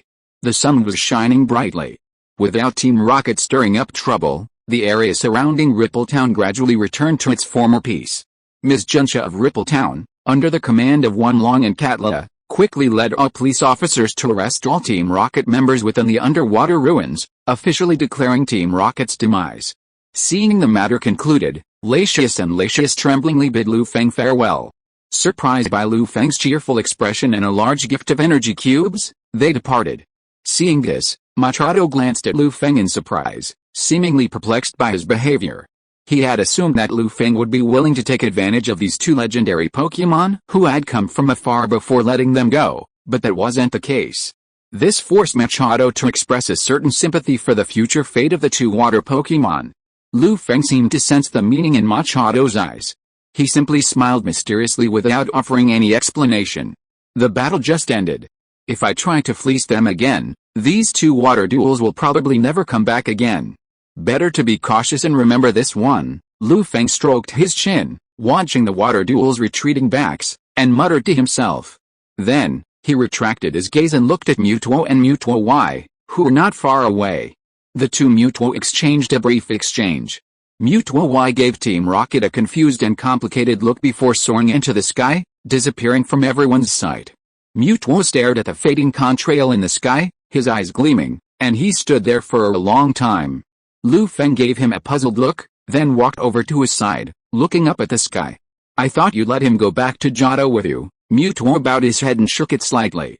For him right now, pursuing the meaning of his existence is more important than returning to Clear Cliff with me. Lu Feng was stunned for a moment, a smile playing on his lips. Mutuo, it seems you finally found the meaning of your existence. Congratulations. Mutuo turned and looked directly at Lu Feng, saying earnestly, Lu Feng, thank you for letting me know that I'm not alone on this planet. Lu Feng remained silent, his eyes locked with Mutuo for a long moment. After a long moment, Mutuo bid Lu Feng farewell and soared into the sky, heading towards the Johto region. Lu Feng watched Mutuo disappear, and a smile crept up his face. He sorted through the 3 Pokeballs he had confiscated from Sakuki, looked at the still sleeping Makumo, and silently put them away. Then he turned to Melota, inquiring about its next plans. Melota hesitated for a moment before telling Lu Feng that she was returning to her secluded valley to bid farewell to the Guardians and would come looking for him. Lu Feng, surprised by this, expressed his understanding. A few minutes later, after parting with Melota and watching her leave, Lu Feng pointed to Charizard in the direction of Kagome Town and whispered, Charizard, target Kagome Town, roar. Charizard roared, nodded at Lu Feng, and flapped its wings, taking off in Kagome's direction. About 3 hours later, Lu Feng and Charizard gradually arrived near Kagome Town. He was about to have Rotom retrieve the location of the giant cave and then command Charizard to advance, but before Lu Feng could speak, he saw a thunderstorm cloud suddenly rise not far from them, approaching their position. Using his wave power, Lu Feng sensed a familiar aura within the cloud, and a puzzled expression crossed his face. Zekrom, Lu Feng muttered to himself. Is this Trito looking for trouble? He pondered for a moment and found that Zekrom didn't seem to have any ill intentions, so he directly let Charizard land in a forest not far from Kagome Town, waiting for Zekrom and Drito to appear. After a long while, the thunderstorm clouds in the sky disappeared, and Zekrom's body broke through the cover of the clouds and flew quickly towards Lu Feng's current location. Soon, Zekrom, led by a melancholy young man, walked in front of Lu Feng. Lu Feng looked at the young man not far away, and his expression was shocked, as if he had seen something incredible, his eyes full of shock and confusion. Seeing the expression on Lu Feng's face, the young man looked at Zekrom beside him, thinking that Lu Feng was shocked by the fact that Zekrom had changed his trainer. He was silent for a long moment, then looked up at Lu Feng with anticipation in his eyes. He introduced himself. Hello, Reshirum's trainer, my name is En, and I'm a newly recognized companion of Zekrom. Lu Feng gradually recovered from his distraction after hearing En's words. He studied him carefully for a long moment before speaking silently. I'm Lu Feng, Reshirum's chosen trainer. You haven't come here to continue the battle between reality and ideals, have you? En shook his head slightly, a look of dejection and desolation in his expression.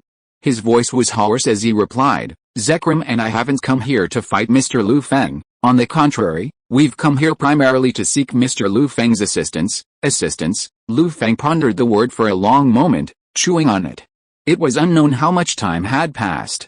Lu Feng raised his head again, looking directly into En's eyes, and suddenly spoke. En, you're not from this world, are you? En trembled slightly, a look of disbelief on his face as he began to reflect on his behavior, as if wondering what had gone wrong. A few minutes later, he shook his head helplessly, and with a wry smile, replied, Mr. Lu Feng, I don't know how you realized I don't belong to this world. As you said, I'm a traveler from a foreign land, someone who accidentally arrived in this parallel world. In response to Lu Feng's question, En didn't deny it, but directly revealed his identity. He knew full well that even if Lu Feng hadn't discovered it just now, he would have to reveal his origins later in order to gain his and Reshirum's help. Lu Feng was somewhat surprised by En's answer, and a thoughtful expression crossed his face. En watched Lu Feng ponder, gently stroking Zekrom's wound with his hand, his eyes slightly lowered. The world I came from wasn't much different from this one, but the emergence of an organization filled the world with darkness and despair. Under that organization's manipulation, Pokémon were forced to separate from humans and suffered terribly. To this day, I can still recall those painful memories. Lu Feng frowned slightly, as if affected by the atmosphere conveyed by N's words. He couldn't help but ask, "What exactly is this organization you're talking about?" N closed his eyes tightly, his expression deeply painful. "It's an organization called Team Rainbow Rocket. It was created by the immense power overflowing from Necrozma, the great god of light of the Ulala region, and the intersection of evil thoughts. I've heard that the leaders of Team Rainbow Rocket are all leaders of evil organizations from various worlds that have realized their ambitions, including Team Rocket in Kanto and Team Plasma in Unova. They are all trainers who wield divine power. Under their control, the Pokémon League in my world quickly fell, unable to mount an effective resistance. And their ambitions are not limited to their own world, and the reason I ended up in this world is because I fought with members of this organization, and was ultimately swept away by the space-time rift caused by the power of Dialga and Palkia." After listening to N's description, Lu Feng fell silent, his head bowed, lost in thought. After a moment, he slowly raised his head, as if thinking of something, and suddenly asked, "Mr. N, if what you just described is true, Team Rainbow Rocket has likely already set its sights on our world," and lowered his head in frustration, his voice filled with apology. "I'm sorry, I hoped to enlist your help, Reshiram's, and the help of other high-level legendary Pokémon in this world to resist the invasion of Team Rainbow Rocket." Just then, as N finished speaking, Lu Feng's ears suddenly rang with a system notification. "Ling. Due to conflict between quests, the host has obtained certain fragments of information. The legendary quest, Seeking the Truth of the Past, has been officially changed to the legendary quest, Rainbow Rocket." Lu Feng's heart raced as the system alerted him, and he felt a bit lost. He hadn't expected his earlier quest to be connected to the Rainbow Rocket. So, the culprit behind the appearance and disappearance of Blue Star Pokémon in the past must have been the Rainbow Rocket, or one of its members, Lu Feng thought quietly. After a moment, amidst N's anxious anticipation, Lu Feng slowly nodded, agreeing to N's request. He knew full well that based on N's words and his understanding of the Rainbow Rocket, sooner or later, the Rainbow Rockets would descend upon this world and unleash disaster. Therefore, whether he agreed to N's request today or not, they would eventually face the threat of the Rainbow Rocket. Furthermore, based on his observations and speculation about N, he had roughly determined that he wasn't from the Special's alternate world, but most likely from the game's alternate world. This was one reason Lu Feng agreed. After all, the Special's alternate world was teeming with monster-level trainers, many capable of defeating and capturing high-level legendaries with ordinary Pokémon. If Team Rainbow Rocket had conquered such a world, Lu Feng wouldn't have needed to resist. He could simply type GG and wait for Team Rainbow Rocket to arrive. "Thank you very much, Mr. Lu Feng," N's gloom dissipated, a look of joy on his face. "I believe that with your and Reshiram's help, we can definitely defeat Team Rainbow Rocket." Lu Feng remained non-committal, a look of determination in his eyes. Chapter 364, Keldea comes to the door. After a brief discussion, Lu Feng and N finally reached a preliminary cooperation plan. Looking at N, who seemed a little excited, Lu Feng couldn't help but warn him, "N, don't get too excited just yet. Reshiram, Zekrom, and Groudon alone are no match for Team Rainbow Rocket right now. To counter Team Rainbow Rocket's invasion, we need more allies," and gradually calmed down after hearing Lu Feng's words. After calming down, he said softly, "Mr. Lu Feng, I will continue to search for a suitable trainer with Zekrom. Even before I came to look for you and Reshiram, I gathered the remaining members of Team Plasma. They should be able to assist us in our plan." Lu Feng nodded, giving him a look of surprise, his eyes filled with admiration. Then, Lu Feng and N continued their conversation for a while before they parted ways, each preparing for their own plans. Before leaving, N looked at Lu Feng, as if recalling something. He couldn't help but ask, "Mr. Lu Feng, can you tell me the answer to the question of reality and ideals? I want to know how to get along with Pokémon. Quixotes once told me that Pokémon should be free from the constraints of Pokéballs and live in a world without battle and harm. I once believed it, but when I traveled, I saw the interactions between trainers and Pokémon, and the joy on their faces after battles, and I became confused again. So, please, tell me the answer to this question." En spoke quickly, his eyes flickering slightly, and with a pleading look, he looked directly at the silent Lu Feng. Lu Feng looked at En, full of expectation, his expression gradually becoming complicated as he recalled his experiences. Lu Feng knew perfectly well that for En, his life was all about Pokémon. As the offspring of humans and Pokémon, En could easily sense the feelings of Pokémon and was once considered a monster. As a child, he was surrounded only by Pokémon, which solidified his love for them. However, having encountered many wounded and vulnerable Pokémon who suffered at the hands of humans, he deeply resented those who used Pokéballs to capture Pokémon without regard for their will. He also detested those who used Pokémon as tools and pets to further their own ambitions. This led him to break with his adoptive father, Quixotes, and infuriated Zekrom, unleashing a violent thunderbolt that destroyed Team Plasma. Thinking of this, Lu Feng reviewed his experiences along the way, slowly revealing a smile. He gently stroked his Charizard and said in a magnetic voice, "Reality and ideals, for me personally, constantly encountering and meeting Pokémon during my travels, cultivating a tacit understanding in ordinary daily life, forging bonds in fierce battles, and growing together, this is my reality. As for the so-called ideal, moving forward with my Pokémon until I become the Pokémon Master and the most powerful trainer in the world, this is my ideal. Maybe we will be injured in battle, maybe we will encounter setbacks, but this is also an indispensable process for us to empathize with each other and build trust. It is the beauty we will look back on in the future, so the so-called reality and ideals are your efforts in getting along with Pokémon. Even if there are thorns in this process, and you will inevitably suffer harm and failure, it is the reason we must not give up." Lu Feng looked directly at the dazed and melancholy young man, and said with a firm look in his eyes, "This is also an indispensable process if you want to pursue reality and ideals. Is it the process of facing harm and failure, growing together with Pokémon, and striving for it?" And kept repeating what Lu Feng said, and his dull eyes gradually brightened up. He gradually raised his head, a smile playing on his lips. His eyes radiated high morale. He said seriously and solemnly, "Mr.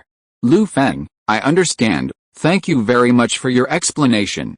Next, I will take Zekrom with me and search this world for a suitable trainer, and practice the truth and ideals I pursue." After En finished speaking, he paused for a long moment before continuing to ask Lu Feng, "So, what do you think about the relationship between Pokémon and Pokéballs? In the worlds I've experienced, I can clearly feel that some Pokémon don't really like being captured and staying in lifeless Pokéballs, while others don't mind Pokéballs at all." Lu Feng lowered his eyes, his gaze flickering over the Pokéball at his waist. With a warm smile, he replied, "In my opinion, Pokéballs are simply the most direct tool for forging relationships between trainers and Pokémon. Trainers gain Pokémon's recognition through battle and use Pokéballs to capture them, allowing them to accompany their trainers on their journeys. If Pokéballs didn't exist, honestly, I'd be very distressed. After all, some Pokémon are so large that they can't even get close to human towns without the help of a Pokéball. For those Pokémon that don't like being in a Pokéball, the Pokéball isn't completely restraining them. They can even jump out of it on their own," Lu Feng said, recalling Ash's Pikachu and Team Rocket's Gorilla, unable to resist giving examples. En nodded, as if understanding something, yet also as if not yet understanding, his expression becoming deeply conflicted. Lu Feng stared at En's changing expression without further explanation. He simply left a message and left with Charizard and Rotom. "En, take Zekrom with you on your journey. The answers lie in the journey itself. Only after you truly experience it will you understand its meaning." En remained silent, staring blankly at Lu Feng's departing figure, his eyes flickering slightly, as if just adding light. It wasn't until over 10 minutes later, when Lu Feng had completely vanished, that he gradually regained his composure. With longing and yearning in his heart, he turned to Zekrom. "Zekrom, let's travel the world together. Just as Mr. Lu Feng said, let's encounter and meet different Pokémon, and find the ideals and truths we all seek." Roar. Zekrom didn't reply. Instead, he let out a low growl, his dragon eyes fixed on En, and he nodded. Not long after, the man and Pokémon also vanished into the forest, bringing peace back to the area. Meanwhile, Lu Feng, leading Rotom and Charizard, gradually reached the path between Gome Town and the giant cave. Seeing the path blocked by a wall, forcing a long detour, Lu Feng's face was filled with frustration. He couldn't help but mutter, "What a fuss. If Kyurem really wants to attack the town, these walls won't hold." Lu Feng sighed continuously as he continued walking. It was an unknown amount of time. Lu Feng felt a tinge of fatigue and couldn't help but find a clearing with less weeds to rest. He rubbed his aching legs, glanced at Rodham, and breathlessly asked, "Rodham, how far is it from here to the giant cave, according to the map?" "It's about 15 kilometers from here." Rodham, upon hearing Lu Feng's words, quickly looked up relevant information. 15 kilometers? That doesn't make sense, Lu Feng said in surprise, his expression gradually darkening. "I remember when we first arrived in Longmu town, you mentioned 15 kilometers, how come the distance hasn't changed at all after all this time?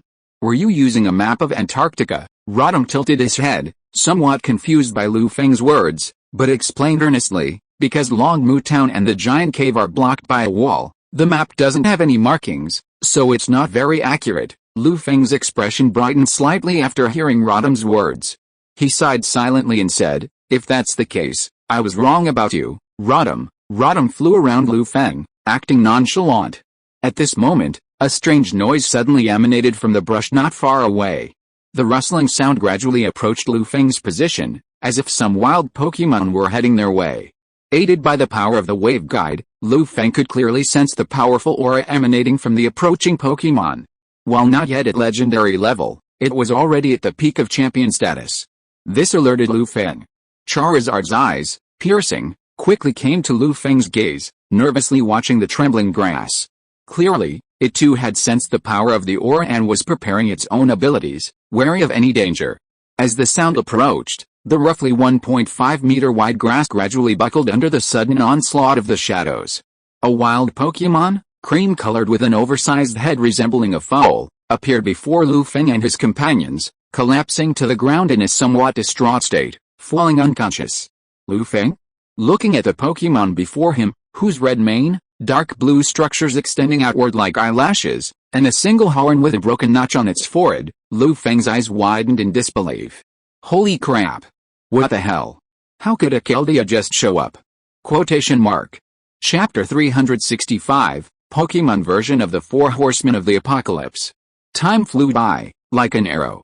An unknown amount of time passed before Keldea's consciousness drifted in the darkness, finally coming to a stop. Fragments of memory, like flames in the darkness, burned continuously, warming his soul and gradually bringing a trace of sanity back from his coma. Among them were images of Keldea battling Beligion, Delakian, and Capalian. There were also images of him running towards the giant cave, intending to challenge Kyurem and complete the Holy Swordsman's test. As the scenes flashed before his eyes, Keldea finally remembered what had happened. His scarred body trembled, his expression twisted, and cold sweat streamed down his face. Lu Feng and Rodham looked at this scene, bewildered and confused. "What's wrong with it? Is it sick, Lotto?" Rodham asked, approaching Keldea. Lu Feng touched his nose and used Viridian's power to briefly clean the wound. He then took out a few energy cubes and carefully placed them in Keldea's mouth to help it recover its depleted strength. After all this, Lu Feng, using Viridian's power to feed back, shook his head at Rodham and softly replied, "According to Viridian's power, it's simply exhausted." "Then why does it have that expression, Lotto?" Rodham paused for a moment, then frowned. "That's really strange." Lu Feng glanced at Keldea, then at the giant cave across the mountain, a thoughtful expression on his face.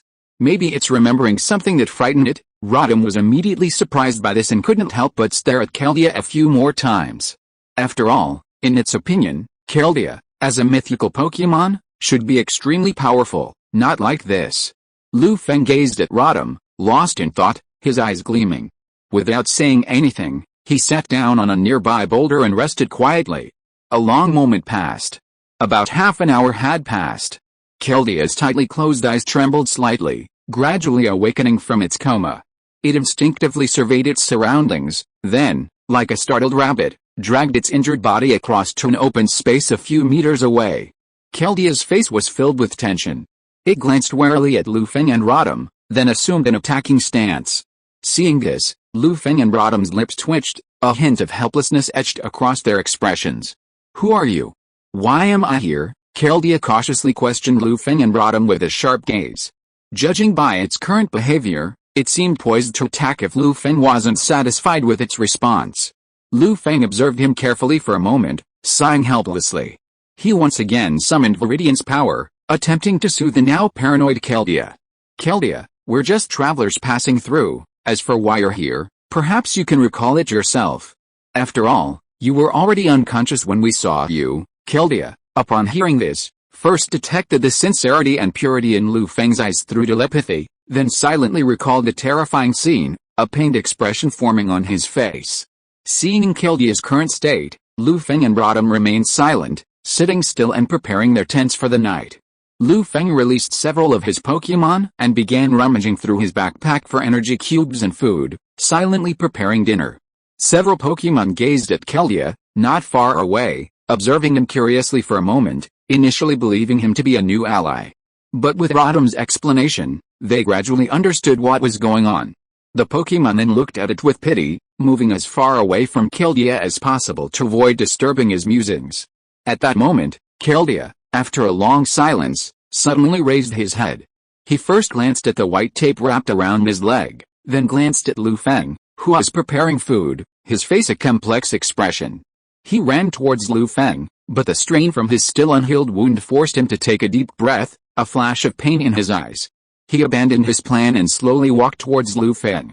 The Pokémon, who had been playing around, noticed Keldea's actions and all eyes instantly focused on him, as if trying to understand his intentions. Keldea ignored the Pokémon's expressions. Panting, he walked over to Lu Feng, looked at him and the bewildered Rodham, and suddenly said, "Thank you for saving me." Lu Feng and Rodham smiled and shook their heads at Keldea. It was just a chance encounter. Any kind traveler would treat an injured wild Pokémon if they encountered one, but can you tell us what happened to you? Keldea's eyes, reflecting the image of a frost dragon, filled with fear and panic, couldn't help but step back. It turned its head towards the giant cave, a look of sadness and remorse evident. It hesitated for a long time, but still said nothing. The other Pokémon, observing Keldea's actions, grew even more curious, but due to Rodham's warning, they didn't approach to question him. Lu Feng and Rodham exchanged a glance and sighed, knowing now was not the time to ask. He paused for a moment, then said to Keldea, "You must be hungry.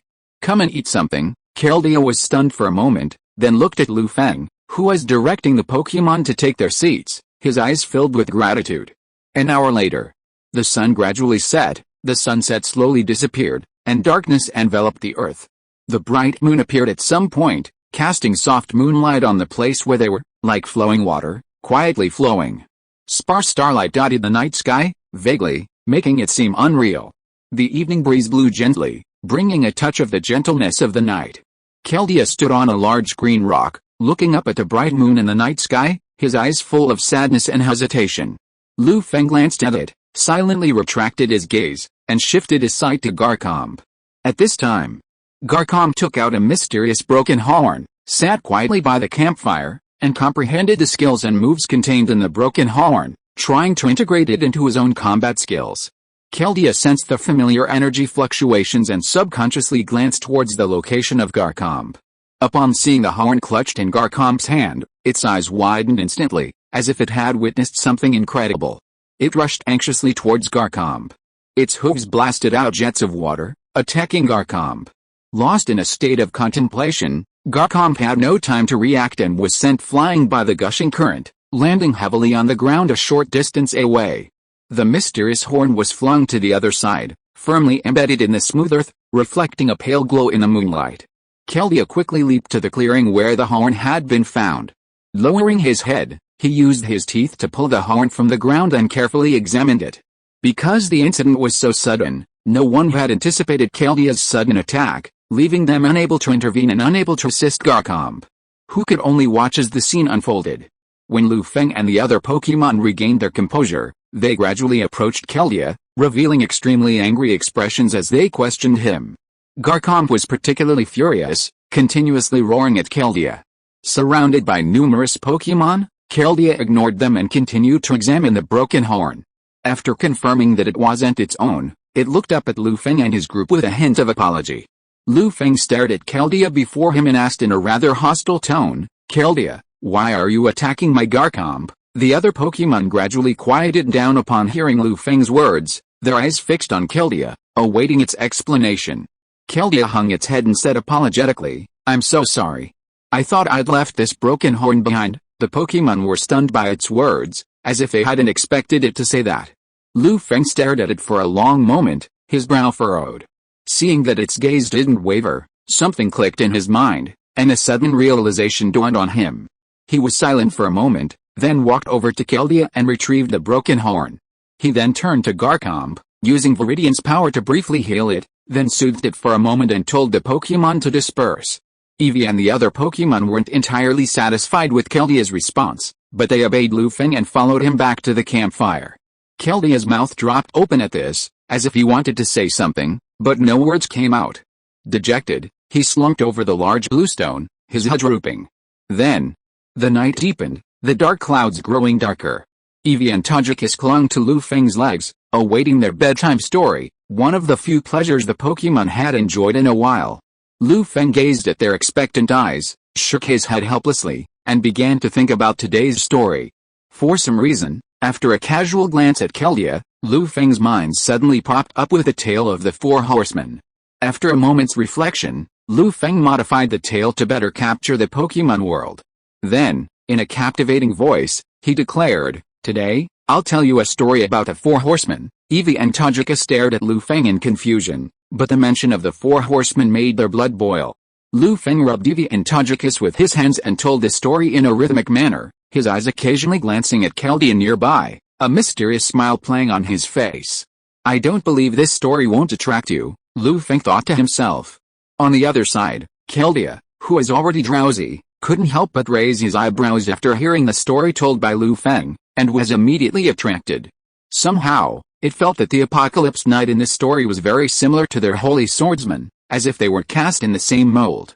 As the story continued to unfold, a little light quietly emerged in Keldea's dim eyes.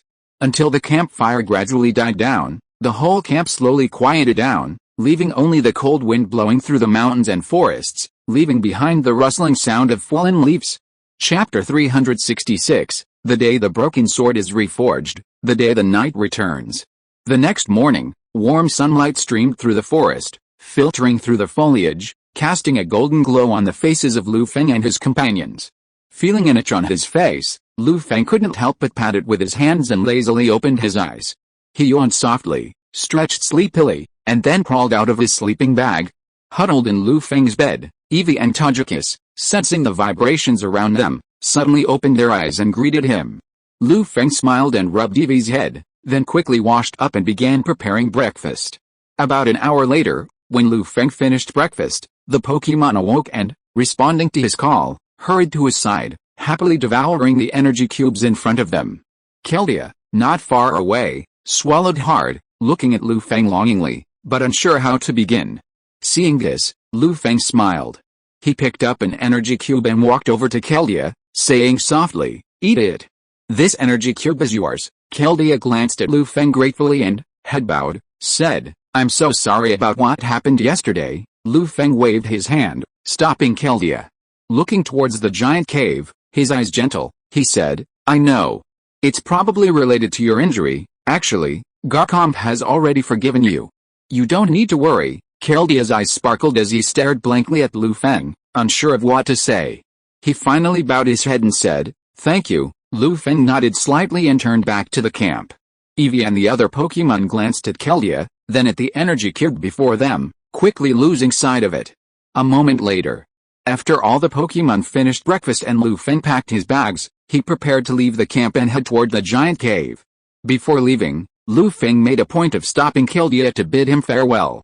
Keldea stared at the direction Lu Feng had left, stunned for a moment, unable to recover. Only after their figures gradually faded from view did Keldea slowly react. Fear and worry flashed in his eyes, and he quickly chased after Lu Feng and his group. After a long journey, Keldea finally spotted Lu Feng and his group about 5 kilometers outside the giant cave. It leaped swiftly, stepping on a massive stone pillar, before appearing before Lu Feng and his group in a matter of seconds, stopping them all. Eevee and Rotom stared at Keldea's sudden appearance with surprised expressions, as if they were confused. Lu Feng smiled, his expression calm, as if he had anticipated this. Keldea panted, his eyes tense as he looked at Lu Feng. He said in a panic, "Stop. Don't go any further. The cave ahead is extremely dangerous." Lu Feng shook his head, staring directly at Keldea. I know Kyurem lives in the giant cave, and I'm here to find him. No. You have no idea how powerful he is, Keldea muttered, his voice trembling as he recalled the painful events. A trace of sorrow and remorse crossed his face.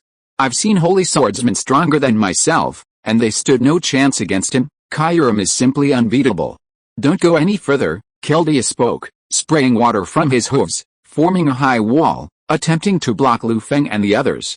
Evie and Rodham exchanged a look of bewilderment at Keldea's loss of composure.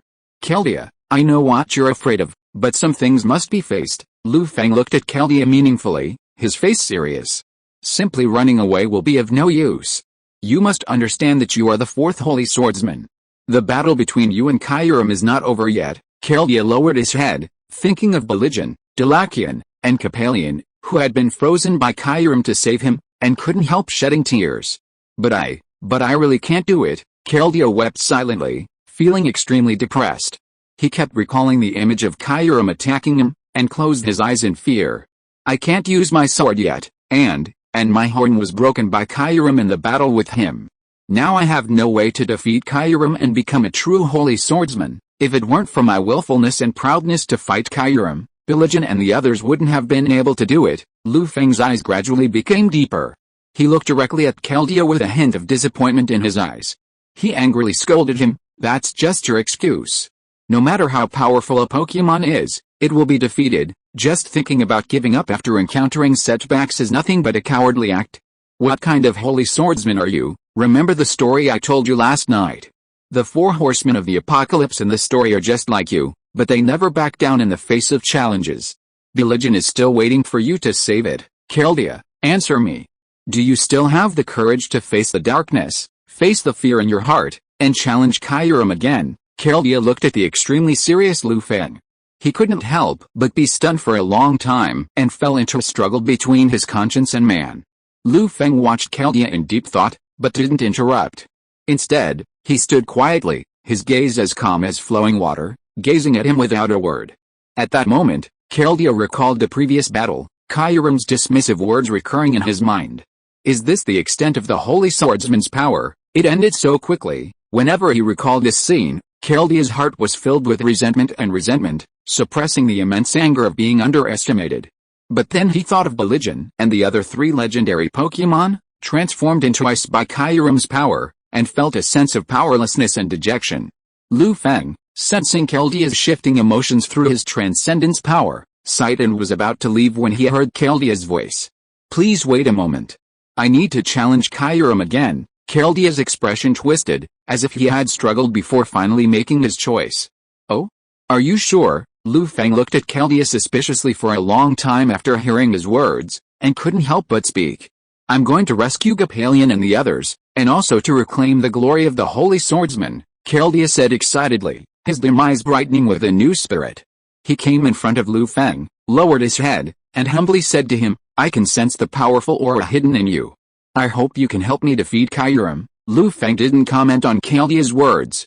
Just as he was about to say something, he heard the system's voice, ding. Congratulations to the host for receiving the epic quest, Glory of the Holy Swordsman. Quest deadline, none. Quest description, Keldea, once defeated by Kyurem, hopes to regain his courage, challenge Kyurem again, and reclaim the glory of the Holy Swordsman.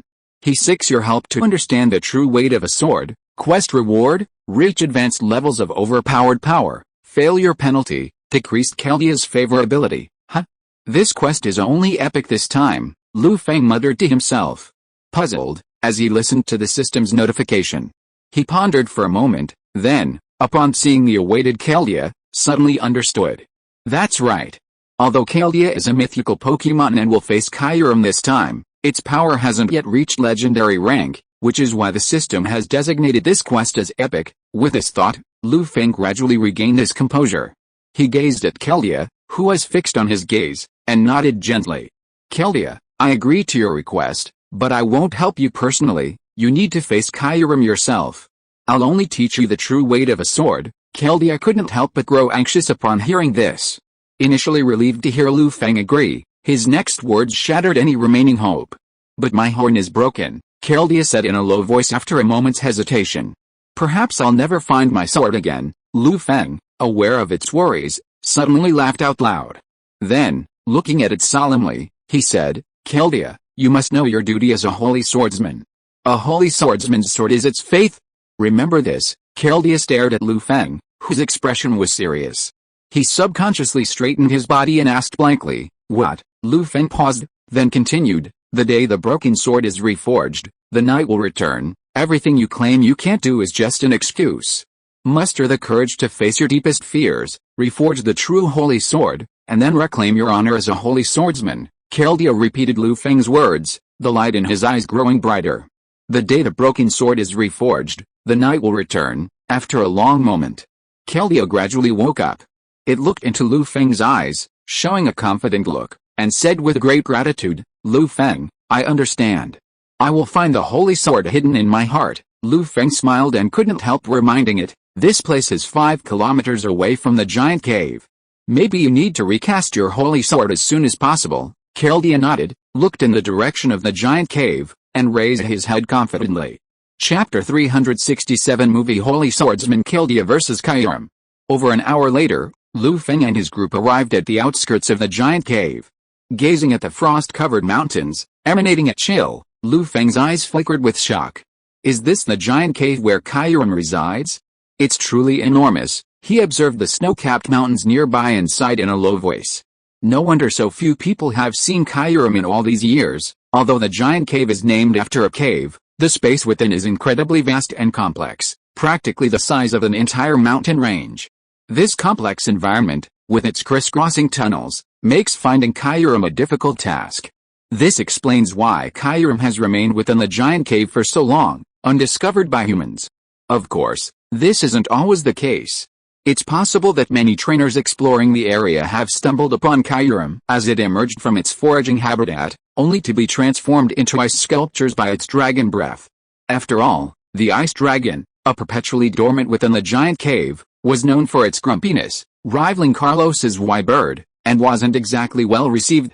Upon hearing Lu Feng's lament, Rodham quickly searched for information, attempting to find a safe route to the depths of the cave. However, to his dismay, he discovered no online maps of the interior of the giant cave, perhaps due to lack of prior experience or some considerations within the Unova Alliance. No such information, Rodham said, seemingly struck with disappointment. Perhaps having anticipated this, Lu Feng calmly turned to Keldea, a hint of a smile playing on his lips. Rodham, don't worry. Keldea will lead us to Kyurem. While he could utilize the power of wave guidance to locate Kyurem, it would be a massive undertaking. Given the sheer scale of the giant cave, such a task wouldn't be completed in just a few days. And with them was Keldea, a veteran of the cave's depths. Only a fool would leave such an experienced guide behind and go to all the trouble of exploring on their own.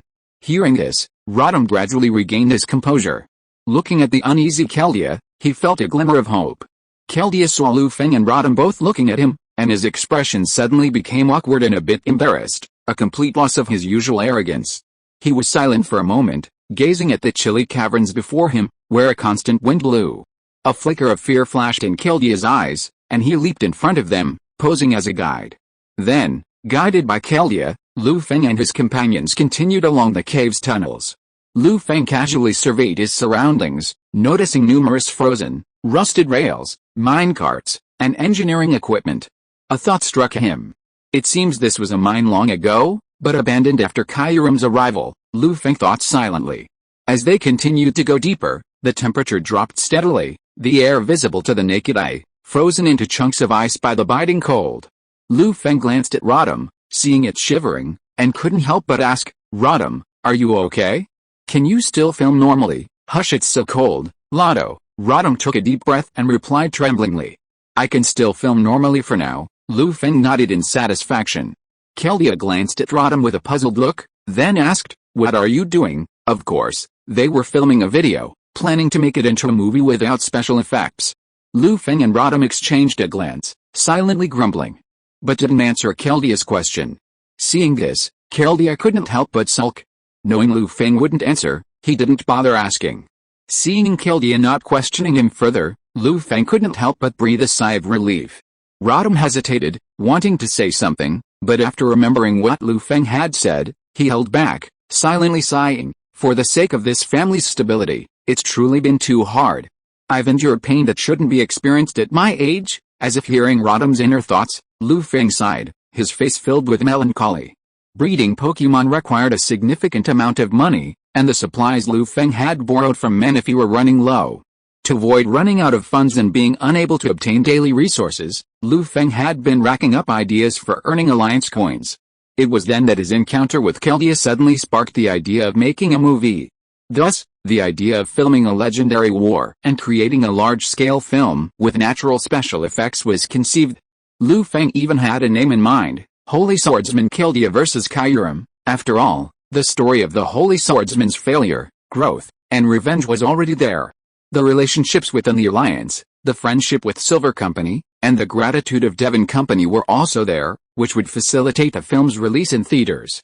The battle scenes that unfolded during the legendary war were even more impressive than artificial special effects, and Rodham, the all-around Pokémon who served as both post-production editor, cinematographer, and tool for all the coordination, crossed out, was there. Most importantly, the cost wouldn't be prohibitive. If he didn't go for it, Lu Feng felt like he'd be missing out.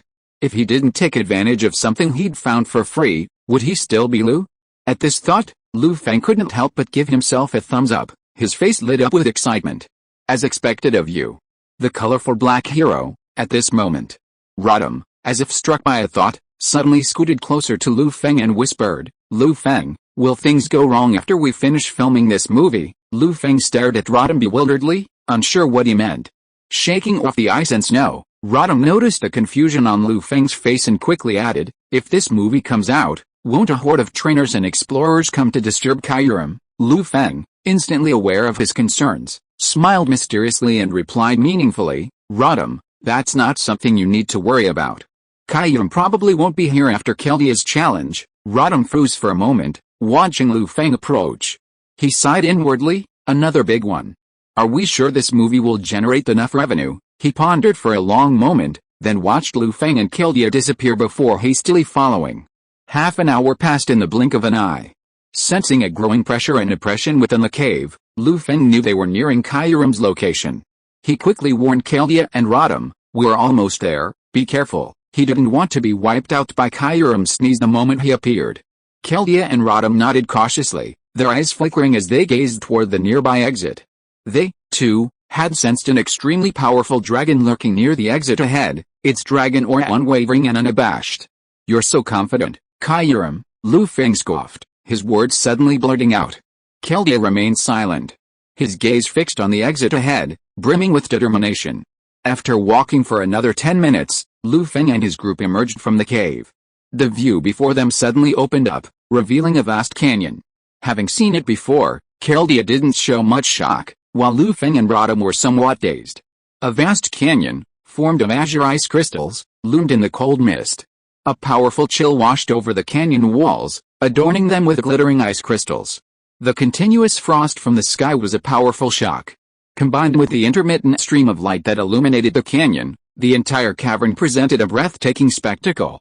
Furthermore, on the left side of the canyon, in a passage supported by steel structures, 3 Pokémon, frozen like ice sculptures, stood side by side. These 3 Pokémon were the legendary Pokémon of Unova, Capalian, Delakian, and Beligian.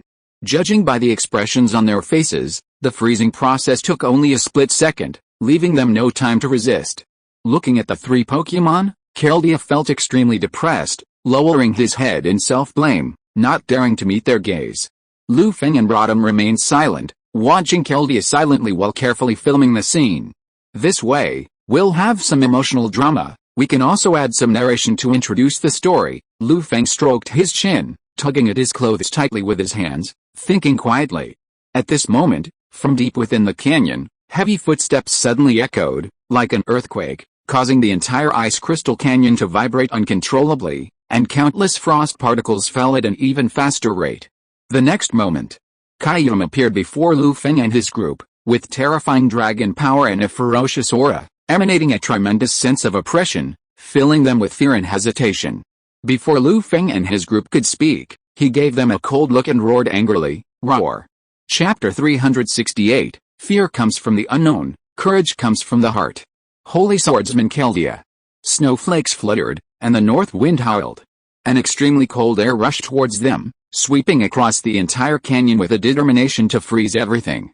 Lu Feng and Keldea were involuntarily shocked by Kyurem's domineering dragon roar, and their expressions became extremely unnatural. Keldea, in particular, looked at the still terrifying Kyurem, and a trace of fear and memory flashed in his eyes. He remembered that it was in this place that he challenged Kyurem to become a holy swordsman, but in the end, Kyurem easily defeated him.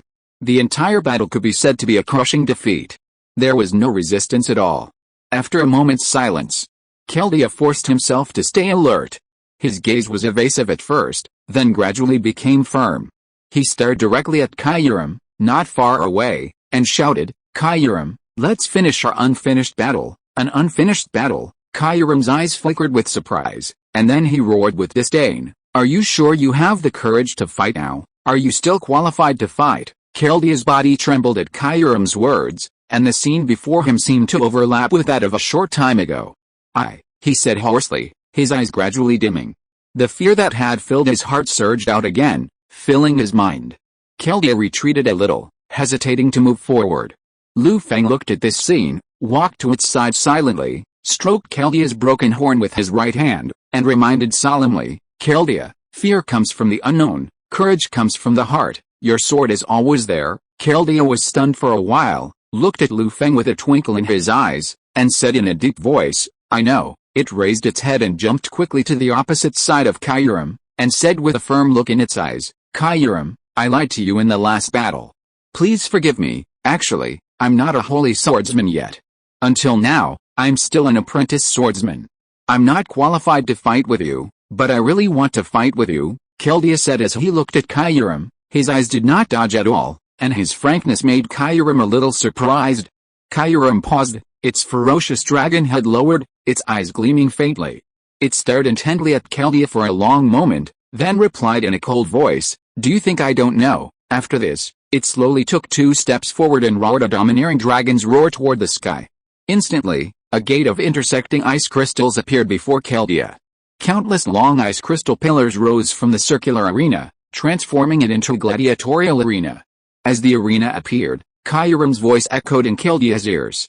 "Keldea, pass through this gate once more. Let's settle this." Keldea glanced back at Lu Feng, catching his encouraging gaze. He took a deep breath and sprinted towards the ice gate.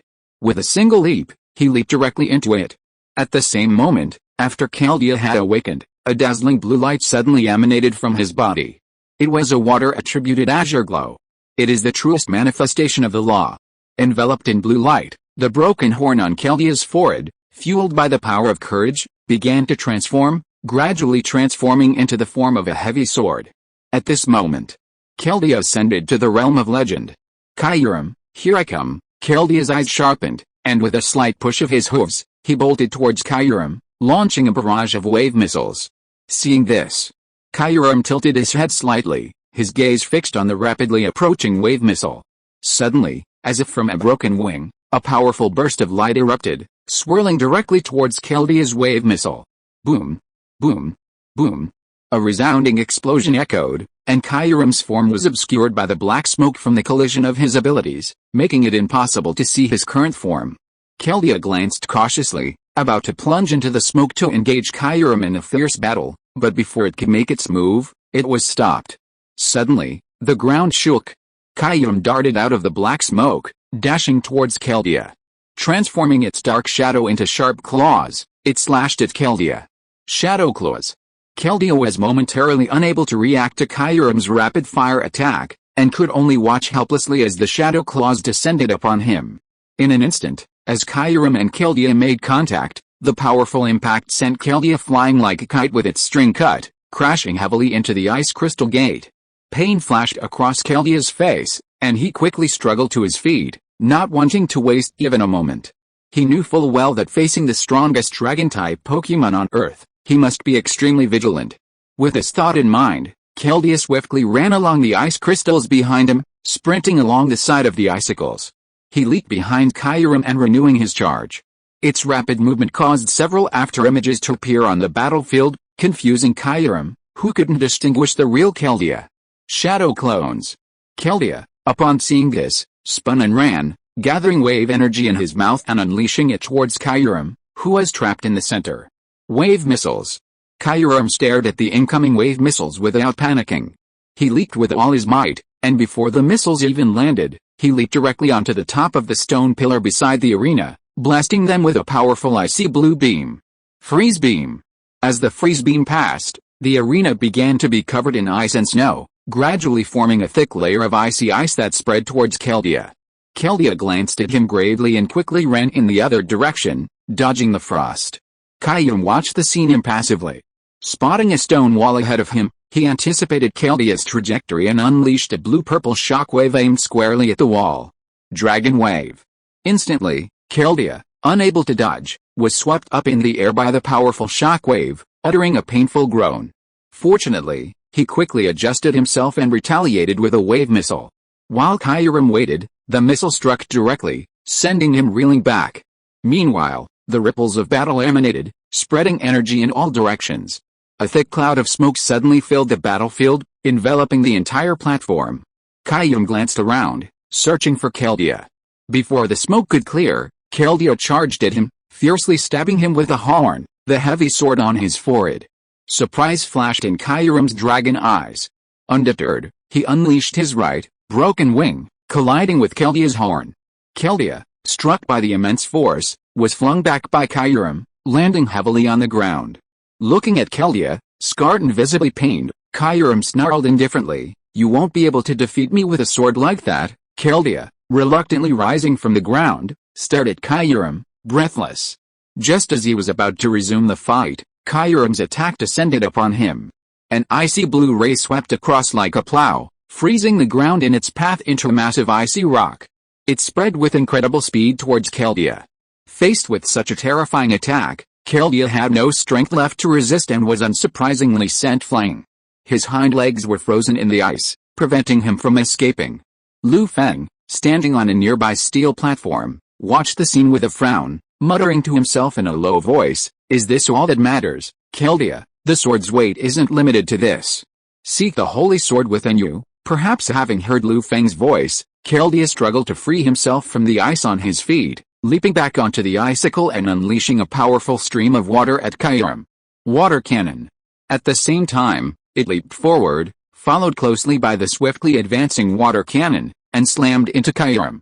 In an instant, Kyurem was struck by the combined force of the water cannon and the impact, his body involuntarily slamming into the nearby icicle. Face your fear, focus all your energy, and awaken my holy sword. Keldea seized this opportunity and charged Kyurem once more. The horn in its heavy sword form shone with a golden light, and it unleashed its most powerful horn-like slash at the point where the ice collapsed. Mysterious sword. I've waited so long for this moment. Finally, I see your true power. To fight with true strength is the most sincere battle. Kyurem watched, a strange light flashing in his dragon eyes. He suddenly transformed into Dark Kyurem, intertwined with massive lightning, and clashed with Keldea's mystical sword in a terrifying collision. Bang! Bang! Bang! A series of explosions echoed, and the mystical sword split the intertwined lightning, scattering violent thunder in all directions, shattering the ice pillars supporting the arena. Watching the shattered ice pillars fall, about to strike Feng and Rodham, Keldea quickly turned, abandoning his attack and shattering the ice with his golden holy sword. Suddenly, a strong, extreme cold swept across the battlefield, enveloping everything and making it impossible for Feng to see the details with his naked eyes. Until a short while later, everything returned to calm, the chill dissipated, and the battlefield reappeared before Feng. He gazed at Keldea, now incapacitated, and the terrifying ice dragon standing there, lost in thought. Keldea sighed and said wearily, "I lost." Kyurem returned to his normal form, his dragon eyes fixed on Keldea.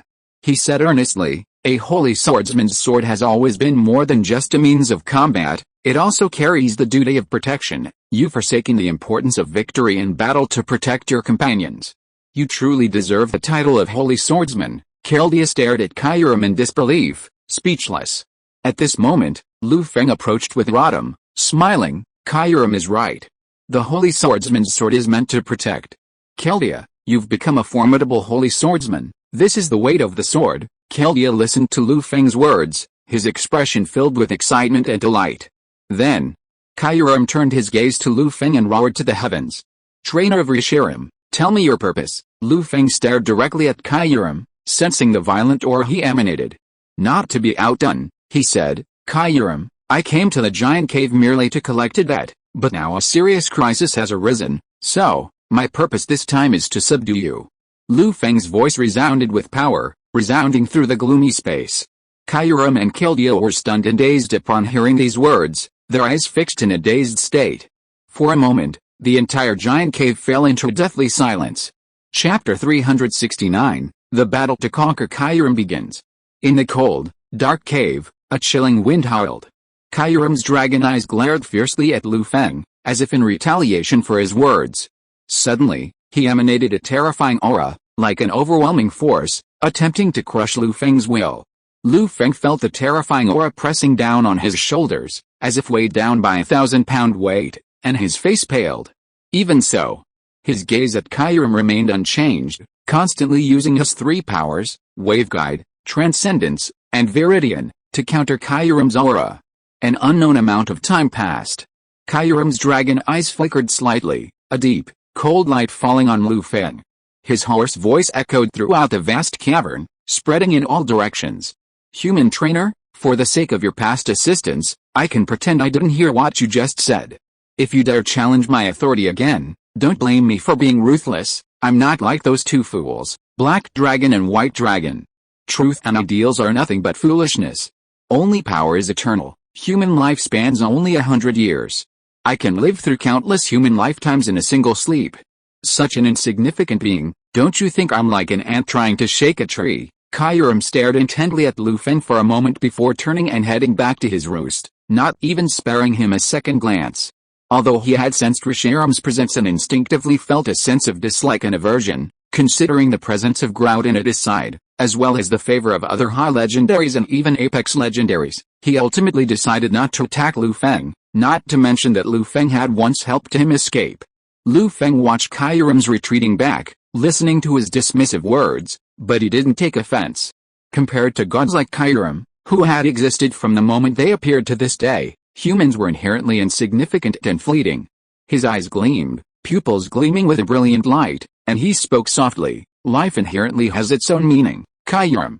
Perhaps to you, human existence is nothing more than a fleeting existence, born and dying, meaningless, but for humans themselves, because life is short, existence is all the more meaningful, whether it's to change for ideals or to exist to bear witness to reality. Ideals transform reality, and reality fosters ideals. This is precisely the value of Reshiram and Zekram's existence." Keldia's heart trembled at Lu Feng's words, and he couldn't help but ponder deeply. Kairam paused upon hearing this, turning back to look at the calm Lu Feng. With a cold snort, he retorted, "HMPH. They are vain and rotten things. The pursuits of the Black Dragon and the White Dragon are worthless, and their existence is completely meaningless." As he finished speaking, a fierce gleam flashed in his dragon eyes, and he breathed out an extreme chill. Ice blue light formed a thick ice wall between Lu Feng and him, as if a warning. "I repeat, human trainer, do not try to test my patience again. Your temper is truly a headache." Lu Feng frowned upon hearing this, a look of deep frustration on his face. Although he had mentally prepared himself for the difficulty of persuading the nerdy ice dragon, he had not expected it to be so difficult. This method of communication, which completely disregarded all logic and relied solely on power, left Lu Feng feeling a little torn. He pondered carefully, as if realizing something. Suddenly, he looked up at Kairam, who was about to disappear, and shouted, "Kairam, aren't you known as the strongest dragon? Are you content to dwell in this cold cave? There are many powerful dragon gods in this world.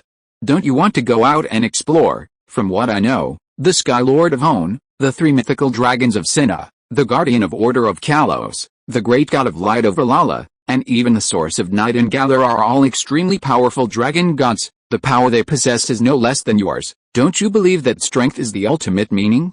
Do you dare to join me in challenging these powerful dragons?" Kairam was silent for a moment, his eyes shimmering, becoming even deeper. Then, as he carefully considered Lu Feng's words, he suddenly froze in silence, and a brief moment of silence fell. He looked up at Lu Feng, his eyes filled with strangeness and surprise. If his understanding was correct, this human before him was trying to provoke him.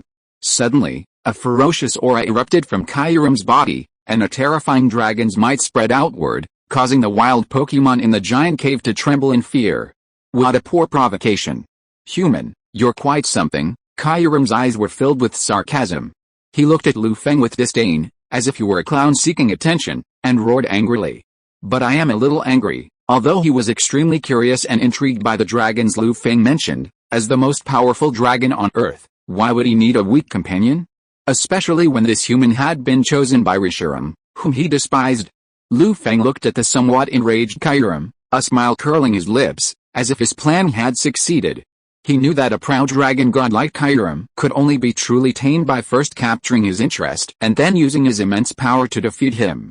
This was precisely what had provoked Kyurem's wrath. Although he would be buffeted by Kyurem's radiant dragon power during this rage, which might have inflicted some pain, Lu Feng was quite willing to accept it. Despite Kyurem's arrogance, he had good reason to be so. His immense strength was undeniable among the dragon gods of the Pokémon world. Even in his normal form, he could completely defeat Zekrom in the former Reshiram. How could Lu Feng not be enraged? Zekrom, boy, I'm the unit of power again. Are you being polite? Kyurem, sensing Lu Feng's burning gaze, snorted coldly, seemingly offended, his dragon eyes filled with an icy and menacing glint. Human, release that wretch Reshiram. And release that flightless creature from last time, too. I know that's what gives you the nerve to challenge me, Kyurem, you're truly confident. Lu Feng's eyes flickered, and he muttered to himself, braving the ferocious power he unleashed. If that's the case, then I'll grant you your request. Lu Feng removed 2 Master Balls from his neck and calmly pressed the buttons, releasing both legendary Pokémon. Reshiram, Groudon, show Kyurem our true strength. The next moment, blazing red light flashed, Reshiram and Groudon appeared in the giant cave, confronting Kyurem across the way. HMPH. Useless struggle. Kyurem glanced at Groudon and Reshiram, snorting disdainfully, his expression becoming extremely arrogant. Although he could sense the potential threat their combined power posed to him, he understood Lu Feng's subtle intentions. But Kyurem, the most powerful dragon on Earth, would personally demonstrate to Lu Feng his immense power that even with Reshiram's help, he stood no chance against Kyurem. Kyurem, even with Groudon's back to me, fighting Reshiram single-handedly, Kyurem, remain unbeatable. Roar, Groudon, as if sensing the disdain in Kyurem's eyes, roared angrily. At that moment, Groudon felt Kyurem was even more detestable than the pufferfish and the flying caterpillar. This filled Groudon with rage, and he secretly resolved to deliver a vengeance to this arrogant creature, letting Kyurem know that he, Groudon, would not tolerate such a powerful dragon strutting before him. Reshiram, on the other hand, remained calm. Perhaps thousands of years of experience had made him somewhat immune and numb to Kyurem's attitude. It's easy to imagine that being constantly pinned to the ground and beaten would definitely leave a psychological scar. By this time, the atmosphere was thick with tension. The entire giant cavern resembled a powder keg about to explode. Countless wild Pokémon began to flee in panic, desperate to avoid being caught up in the terrifying legendary war. Lu Feng, observing the scene before him, quickly addressed Kyurem, whose momentum was growing steadily higher. Kyurem, if we can defeat you today, how about you leave with me? Kyurem snorted softly, his expression unchanged as he replied proudly, human lifespan's only 100 years. If you can defeat me, I'll follow you for 100 years. Roar, as his voice fell, a deafening dragon roar echoed throughout the giant cavern. A faint blue lightning emanated from Kyurem's body, and he immediately transformed into Dark Kyurem. In an instant, a terrifying dragon's might permeated the vast, cold cavern, pouring down like a surging ocean wave, threatening to drown all life. Receiving Kyurem's promise, Lu Feng was filled with ecstasy. Feeling the overwhelming pressure, he licked his lips, his eyes blazing with passion as he excitedly declared, Growl's primal return. Reshiram, support. Instantly, Groudon roared to the heavens, its dark lines erupting in an orange glow. The Greek letter Omega symbol flashed and illuminated, elevating Groudon's aura to a new level. Under its influence, the ground gradually cracked, emitting boiling lava, raising the cold temperature considerably and even breaking through the frigid ice that had sealed off 3 legendary Pokémon, including Galparian. Dark Kyurem's eyes flickered, but he refused to be outdone and challenged Primal Groudon, unleashing a powerful aura to counter it. At that moment, the forces of ice and fire clashed within the giant's cave, and a battle was imminent. If you are listening to this novel on a channel other than Fanfic World, it means it was downloaded and re-uploaded without effort. We warmly invite you to visit our channel, Fanfic World. There you will find the original version of this story and many other novels of various genres. We look forward to seeing you dive into a world of incredible novels. Chapter 370, Conquer. Ice Dragon Kyurem. Time ticked by. An unknown amount of time passed before Dark Kyurem suddenly moved, holding its dragon head high. Its upper body lifted slightly, its feet standing in midair. The electrical energy generating organs within it began to glow blue, and long, gleaming lines extended from the broken wings, connecting directly to the electrical engine in its tail. Instantly, Dark Kyurem entered overclocking mode.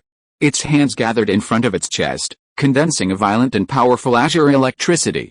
It transformed its entire body into a massive armor of ice, coated in a powerful, hissing current, and slammed fiercely into Primal Groudon. Frozen Volt. Primal Groudon watched Dark Kyurem's movements with a hint of fear.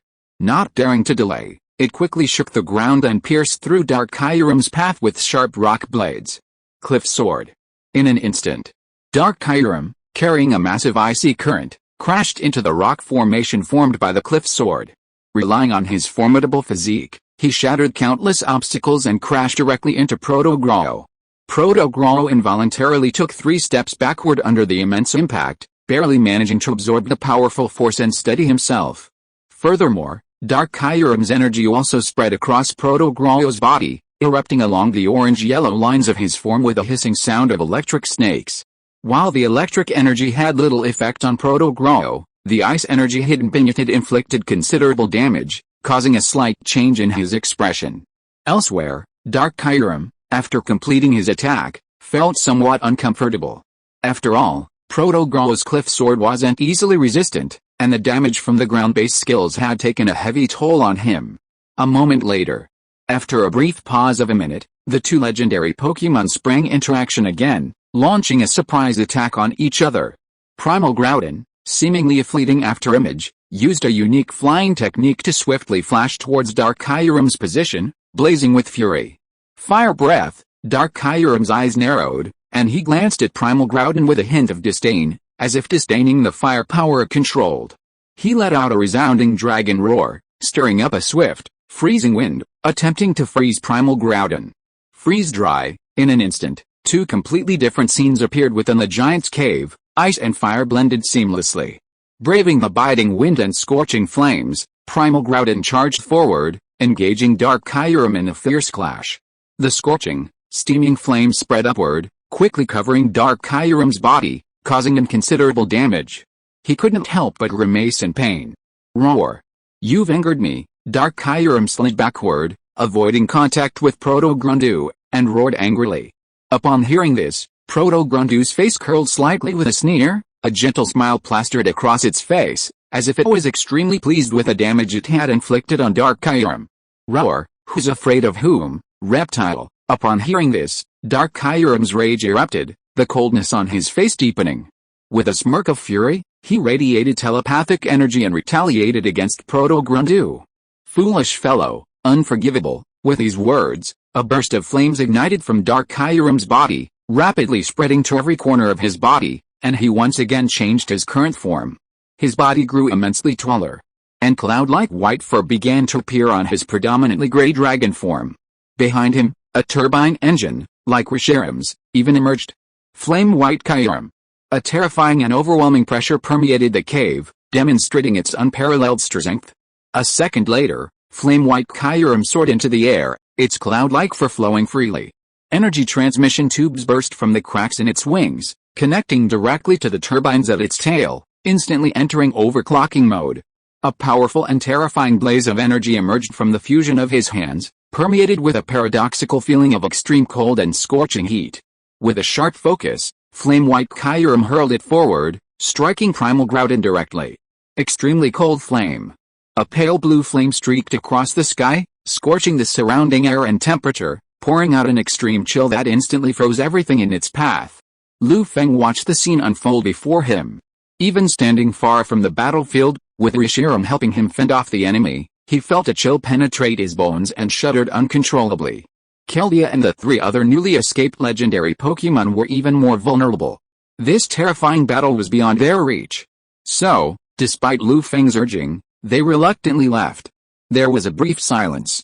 Lu Feng looked up at Primal Groudon with a serious expression and shouted, "Use flame explosion to create a wall of fire in front of you." Primal Groudon nodded slightly and immediately used flame explosion, transforming a blazing, incandescent wall of flames a meter in front of him. A roar echoed as the cold flames collided with the flame explosion wall, sending clouds of steam rising from the point of contact, filling the battlefield. Lu Feng heard the piercing roar of flames, his eardrums aching intensely. He couldn't help but cover his ears with his hands. His face gradually lost color, and he shouted hoarsely, "Heat, pressure, and power." Primal Groudon, receiving Lu Feng's command, began to radiate scorching flames. With heavy steps, he charged towards Flame White Kyurem. Flame White Kyurem gazed at the mist-shrouded battlefield before him, struggling to discern Primal Groudon's location. He felt the ground tremble and the footsteps grow more frequent. Then, a figure engulfed in flames emerged from the mist. The already hazy mist thickened, making it difficult to discern its exact direction. Flame White Kyurem pondered for a moment, then took to the sky, attempting to avoid Primal Groudon's attack. But how could Primal Groudon let him do that?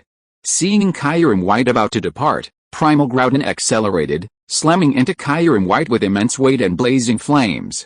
Kyurem White sensed the horror of the attack, his eyes froze, pupils constricting slightly, and his body was flung backwards. The scorching flames still seared his body as he was slammed into the ground, cracking the ice. The flames melted the ice, forming a small pool in the hollow.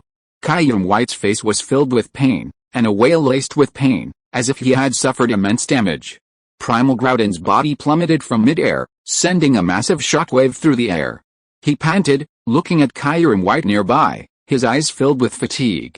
Not long after, Kyurem rose from the ground, his body covered in scars of varying sizes. His pristine white fur was especially adorned with dark scorch marks, emitting a pungent, burnt smell. A hint of caution flashed in his dragon eyes, and as he stared intently at Proto Grundok, a subtle apprehension lingered. Kyurem could sense that, compared to their previous battle, Proto Grundok's flame seemed to possess a power not his own. This power had profoundly altered the situation between the two previously evenly matched opponents. Lu Feng chuckled to himself as he watched Kyurem contemplate. He knew Kyurem must have noticed. To defeat Kyurem, Lu Feng had given Groudon the Fireball Slate before entering the giant's cave, hoping to improve his odds. Fortunately, the outcome was as he had envisioned.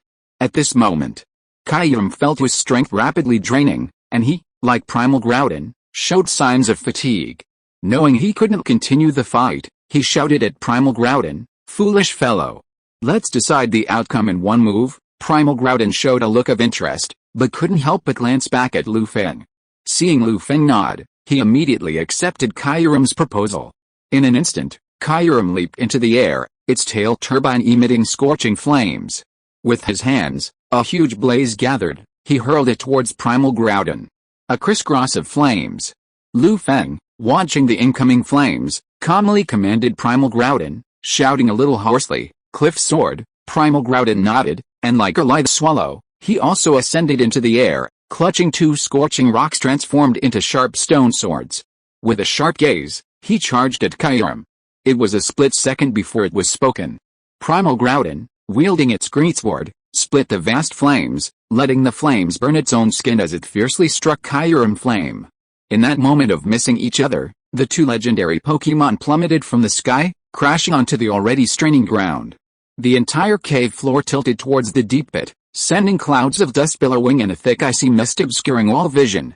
Lu Feng and Reshiram stood anxiously at the back, awaiting the outcome of the battle.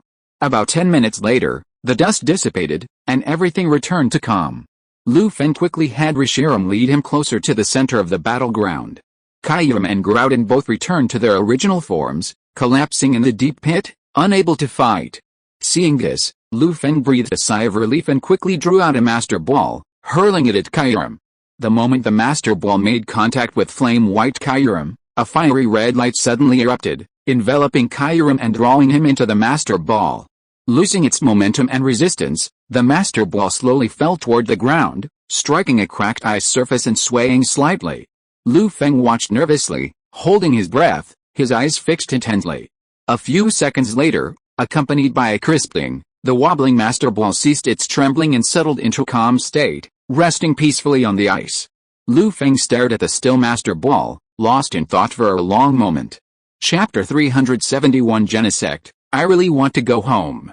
A few minutes later, as Lu Feng gradually regained consciousness, the moment he picked up the Master Ball, the mechanical system notification chimed in, ringing in his ears like thunder, throwing him off balance for a long moment. Ding. Congratulations to the host for capturing Kyurem. World integration plus 5%. World announcement. Player 9527 has obtained a high-level legendary follower. World integration has increased significantly. Please continue to work hard. Ding. Congratulations to the host for obtaining Ultra Balls 3. World announcement. Due to reaching 100% world integration, the system has begun an update. System functions will be unavailable during the update. Please be prepared. Countdown is 10 minutes. As the countdown continued, Lu Feng gradually regained consciousness. He stared at the countdown dial before him, his expression becoming extremely complex. This update should mark the opening of the Blue Star continent, Lu Feng thought quietly. At the same time, the trainers on the Blue Star continent heard the system notification. They fell into a deathly silence, then began to explode in excitement. Clearly, they had all anticipated what would happen after the previous system update, and they couldn't help but feel a sense of worry and anxiety. While the Blue Star continent currently boasted several top-tier trainers, they still lagged far behind the top trainers in other regions of the Pokémon world. This inevitably caused concern among many in power, who quickly convened their advisory committees and powerful trainers to discuss their next plan. At this moment, before the Blue Star Alliance could react, the fog surrounding the Blue Star continent slowly dissipated.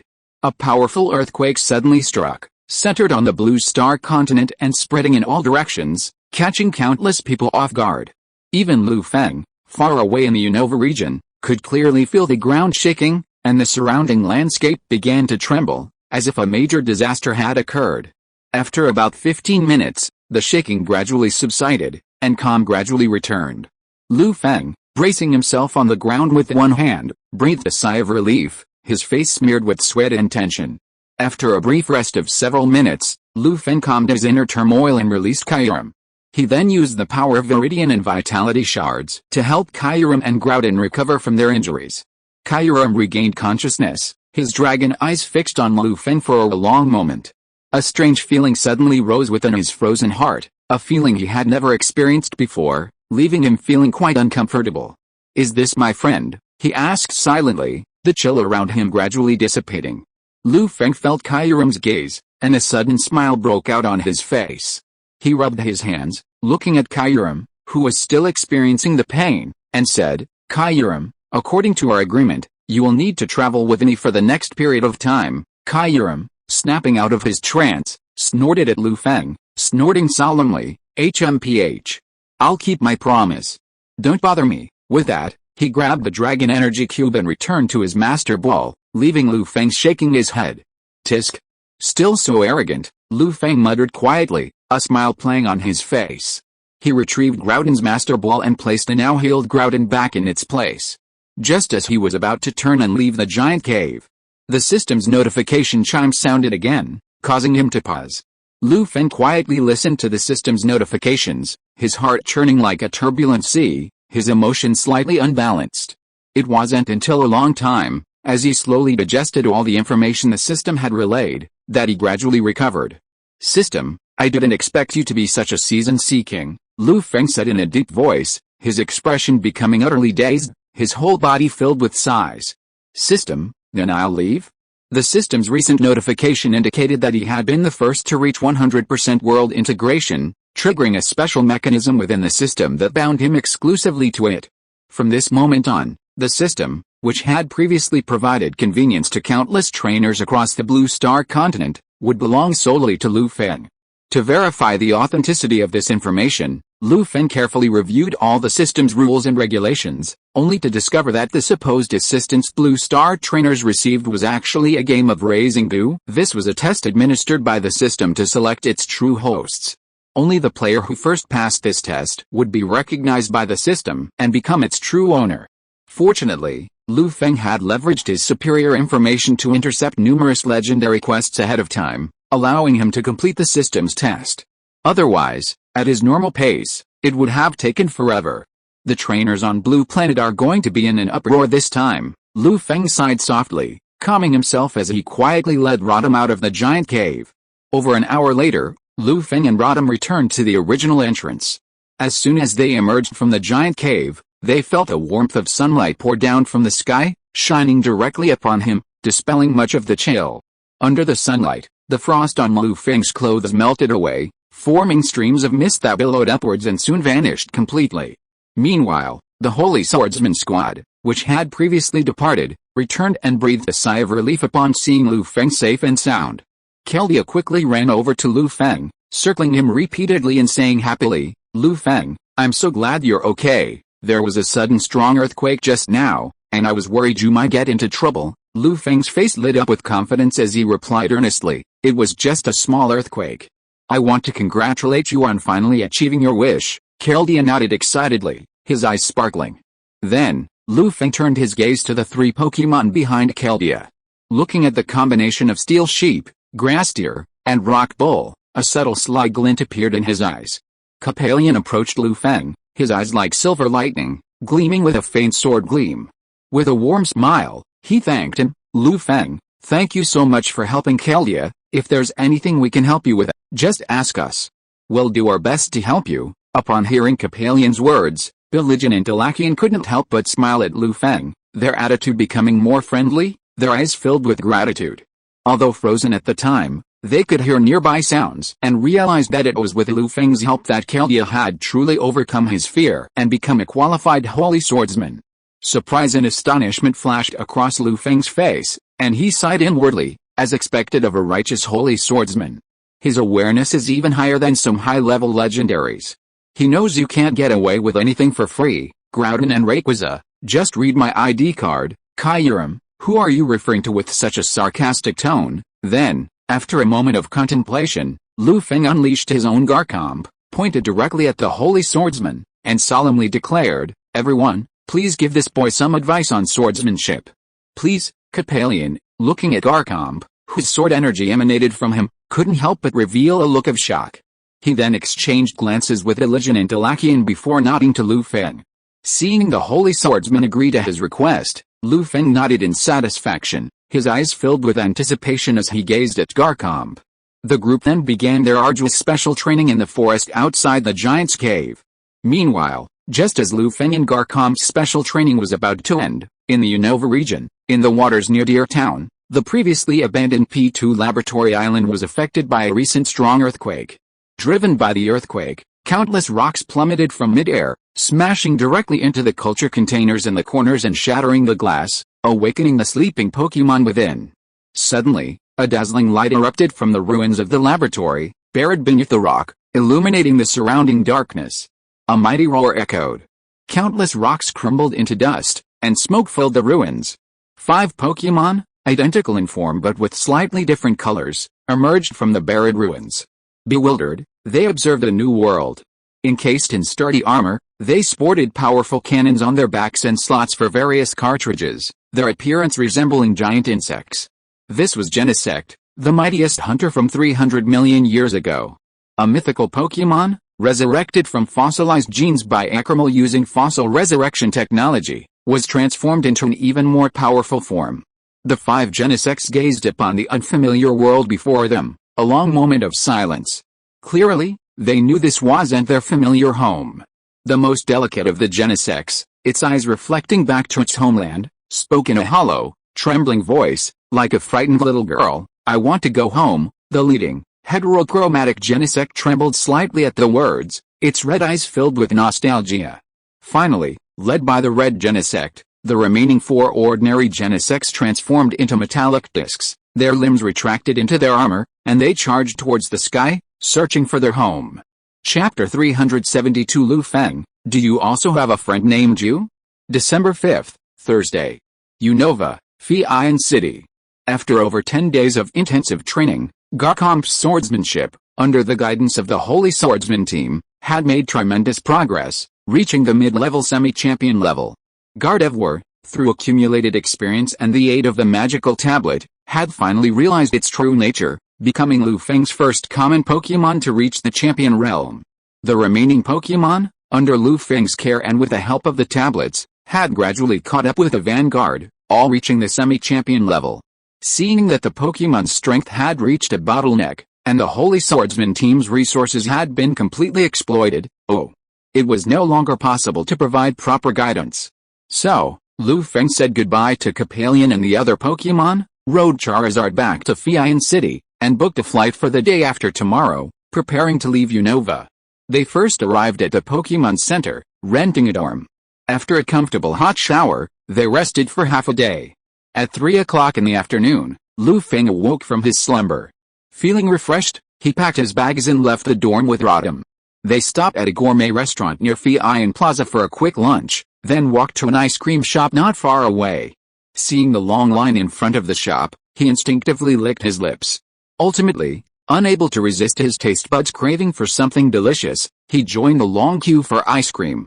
After waiting in line for about 20 minutes, the line ahead of Lu Feng gradually thinned out, a sigh of relief. If Zealand were in the front of this line, I'd probably have to wait at least an hour to get ice cream, Lu Feng mused. A moment later, on the ice cream shop owner's recommendation, Lu Feng chose vanilla ice cream and returned to Hoenn Plaza with Rotom.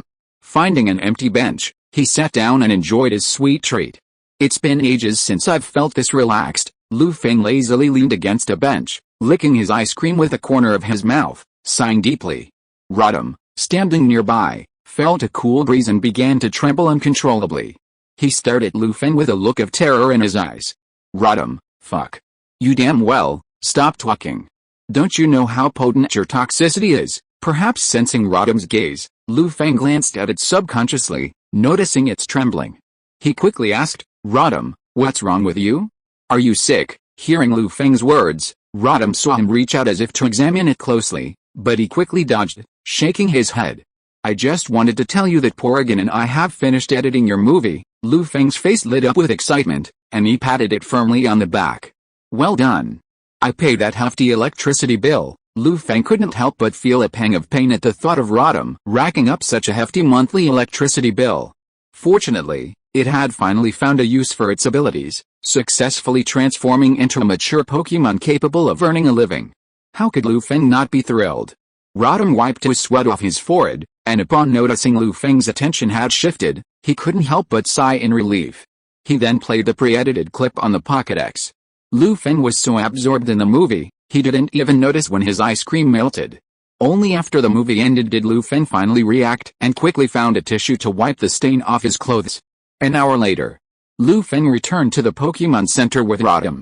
But before he could even reach the dorm, he felt a powerful psychic force attack him. To counter this sudden attack, Lu Feng, with a fierce determination, immediately mobilized his top-level wave power to counterattack, instantly defeating the psychic force and sending it surging towards its owner. An elegant young woman with cascading golden hair, dressed in aristocratic attire, was accompanied by a young man in butler's attire and glasses, both looking at him angrily. The young man in the butler's attire and glasses was Catlia's housekeeper, Lan. She was looking at Lu Feng with a strange look, as if trying to figure out how he had angered Catlia. Catlia, Lu Feng glanced at her in surprise, a puzzled expression on his face. Why is this golden-haired loser aristocratic lady here? Are you trying to cause me trouble again? Perhaps sensing Lu Feng's inner thoughts through telepathy, Catlia's pretty face was sullen. She hurried over to him and demanded, What do you mean by golden-haired loser? Lu Feng looked at the somewhat angry Catlia. Hearing her question, his face flushed, and an awkward expression flashed across his eyes. He mumbled, This is my most sincere blessing to the lovely golden-haired girl. For a moment, Catlia's eyes were glazed over, Lan's mouth slightly open in astonishment, and Rotom couldn't help but cover his face with his hands, a helpless expression on his face. Suddenly, a deathly silence fell around them, a cacophony of silence. It wasn't until the call bell inside the Pokémon Center rang that everyone gradually regained consciousness. This is a lie. You might as well not explain, Rotom internally resented, shaking his head at Lu Feng. Then, seeing Catlia about to explode, Lu Feng tried to change the subject, hastily asking, By the way, are all the Unova Kings so free? Why are you in Hoenn City?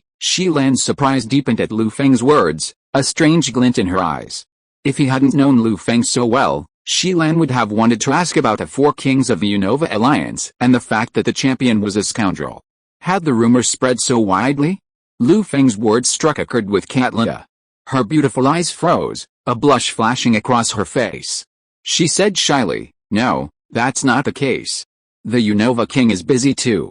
He has a lot to tend to, right? We came to see you this time mainly to send a thank you gift on behalf of the United Alliance and Interpol, as a token of our gratitude for your contributions to Ripple Town last time." Hearing Katlia's explanation, Lu Feng suddenly understood, and his peripheral vision inevitably glanced at the small box in Shilan's hand.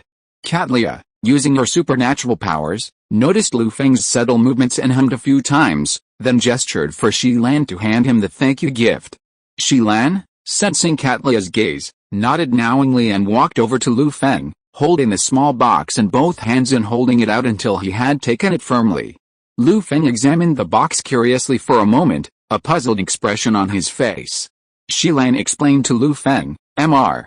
Lu Feng, this box contains some resources provided by the United Alliance, as well as a bounty from Interpol. The total amount is approximately 3 million. If you're not satisfied with this reward, please contact us. We can help you apply for a replacement." Upon hearing Shilan's words, Lu Feng quickly waved his hand, his expression gleeful.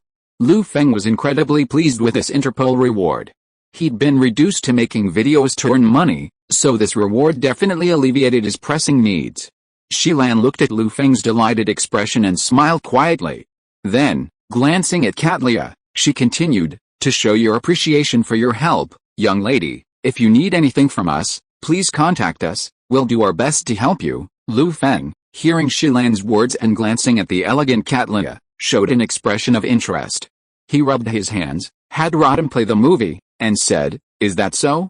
I'd like the Unova Alliance to help me promote this film. The specific profit sharing can be determined according to current market standards. Of course, we will leverage some of our family assets to help Mr. Lu Feng accomplish this," Shilan replied without hesitation. "And as for the share of the film's box office revenue, you can keep all of it as a token of our gratitude for saving young lady." Compared to recruiting powerful trainers to obtain rare Pokémon, this was a simple matter. With Shilan's own authority, she could make the decision to agree to Lu Feng's request. So, he didn't hesitate. "How embarrassing," Lu Feng said with a look of surprise and excitement on his face. Shilan shook her head, indicating that it was no big deal.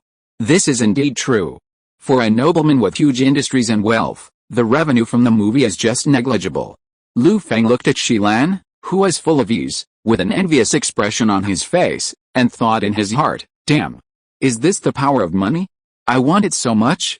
As for Katlia, who was a little lazy just now, she was a little flustered after hearing what Lu Feng said. A sense of crisis emerged in her eyes, and she looked at Lu Feng with great vigilance, as if she was guarding against something.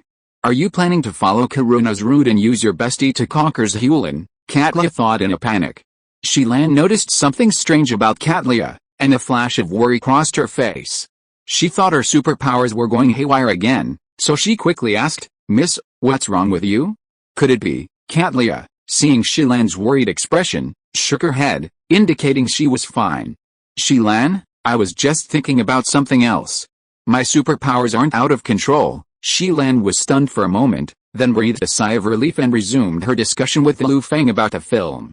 An unknown amount of time passed before Lu Feng and Shilan finally finished their discussion. Shilan invited Lu Feng to their manor in Feian City for a special dinner. As they arrived at the manor's gate, they saw a powerful, pale blue light streak across the sky, slamming directly into a location within the manor and unleashing a terrifying burst of energy. "What the hell is going on?" Shilan and Katlia froze, staring blankly at the scene before them. "Why is the manor under attack?" Using the power of wave guidance, Lu Feng discovered the culprit behind the attack. Pointing to several fleeting shadows in the sky, he called out, "Where are the attackers?" Shilan and Katlia glanced up at the sky, searching with a hint of anger for the culprit. They saw 5 disc-like objects streaking through the sky at incredible speed, hurtling towards a location within the manor.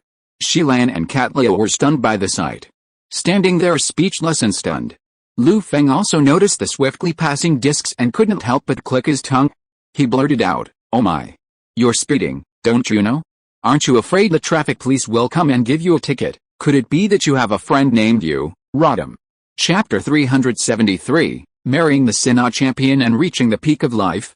A few minutes later, explosions continued to ripple through the manor. Violent energy surges ripped through the clouds, causing the ground to shake uncontrollably. Vast clouds of dust and mist rose, enveloping the entire manor.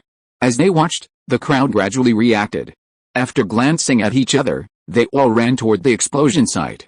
Rodham watched the retreating crowd, his expression turning deeply melancholic, and he sighed silently. As expected, were you, the rainbow hero? Disaster and destruction will always arrive, Rodham said in a moment of silence for the manor before him.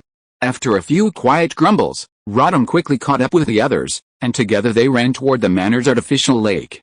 A moment later, when Lu Feng and his group arrived at the explosion site, they gazed at the Pokémon in the sky, stunned. At that moment, Mutuo Y was facing off against 5 Genesects in the sky.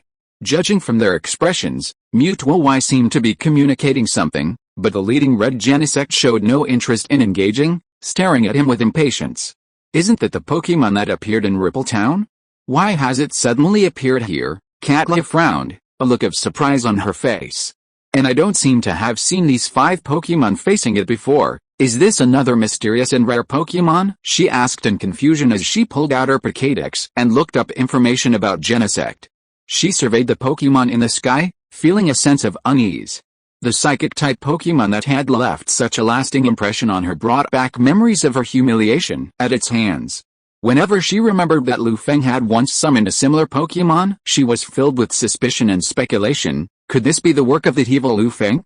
Is this revenge for me stopping him and Zhulong? The thought of this made Katla increasingly suspicious.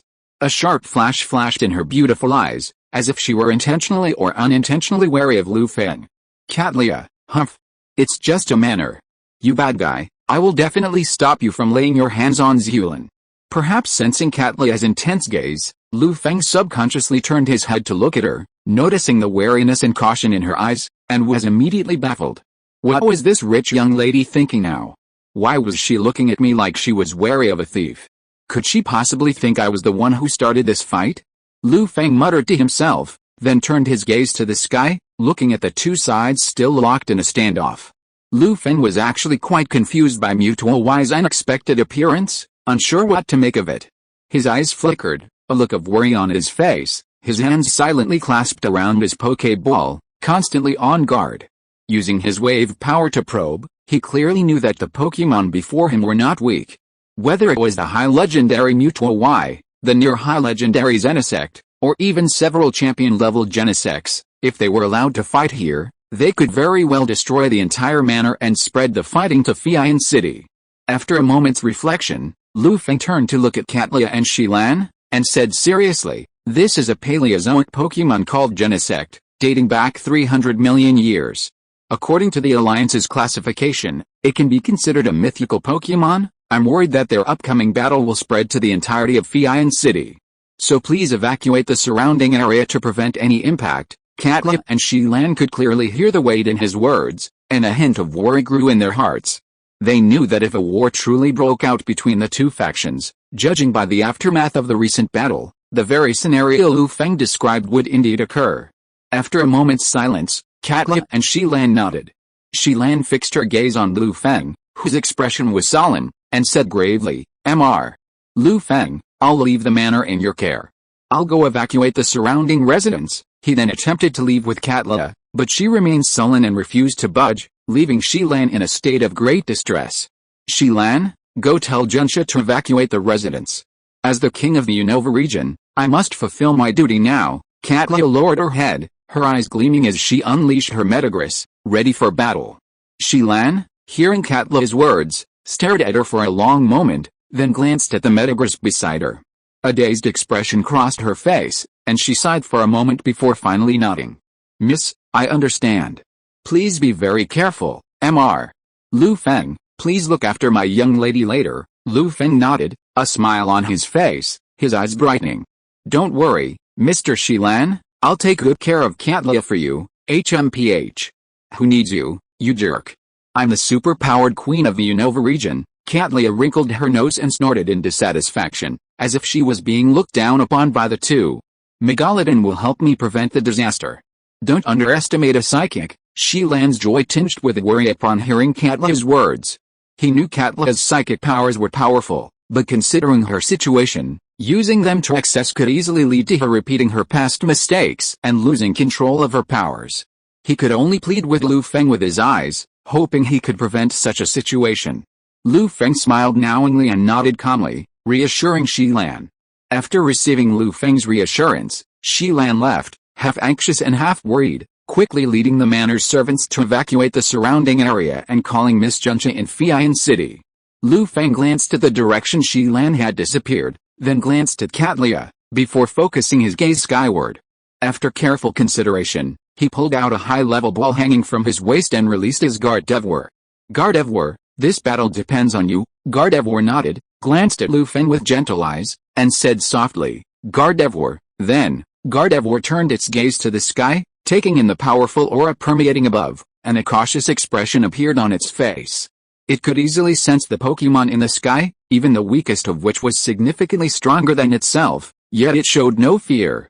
After all, with the added power of the Magic Slate and a boost from Mega Evolution, it's barely able to participate in the legendary battle. Katla, who was beside Lu Feng, saw his alternate Gardevoir and looked at Lu Feng with even more wariness. As if she had discovered some evidence, she kept sizing him up. HMPH. I knew this bad guy was trying to get close to Karina under the pretext of filming a movie, and then pursue Kaloon with Karina's help, Katla thought warily. You even have super rare Pokémon like alternate Gardevoir. I don't believe you're really making movies just to make money. If Lu Feng knew what Katla was thinking at the moment, he would definitely say with a toothache, damn it, I dare say this is all a misunderstanding. Do you dare to believe it? At this time, Rodham, who had been observing for a long time, suddenly leaned over to Lu Feng and asked hesitantly, Lu Feng, do I need to turn this footage into a movie? Rodham, looking at the tense situation in the sky, Rodham, remembering Lu Feng's complaints of the past few days, couldn't help but ask. Lu Feng was slightly stunned by Rodham's words. He studied them carefully for a moment, then shook his head. This time, after all, it's not like last time where we have a complete story. I was a bit confused watching it live myself. Screening these footage and showing it would easily lead to angry audiences throwing tantrums. Let's take it easy this time. We don't need to make a movie. Rodham breathed a sigh of relief at Lu Feng's words. The days of behind-the-scenes editing with Porygon had been a bit overwhelming. If Lu Feng added to his workload, it wouldn't be a 996 schedule, but a 007 schedule. But before Rodham could be happy for long, Lu Feng continued, but you can film it. We can turn this footage into several series of short videos and make a profit. I've even thought of titles for the short videos.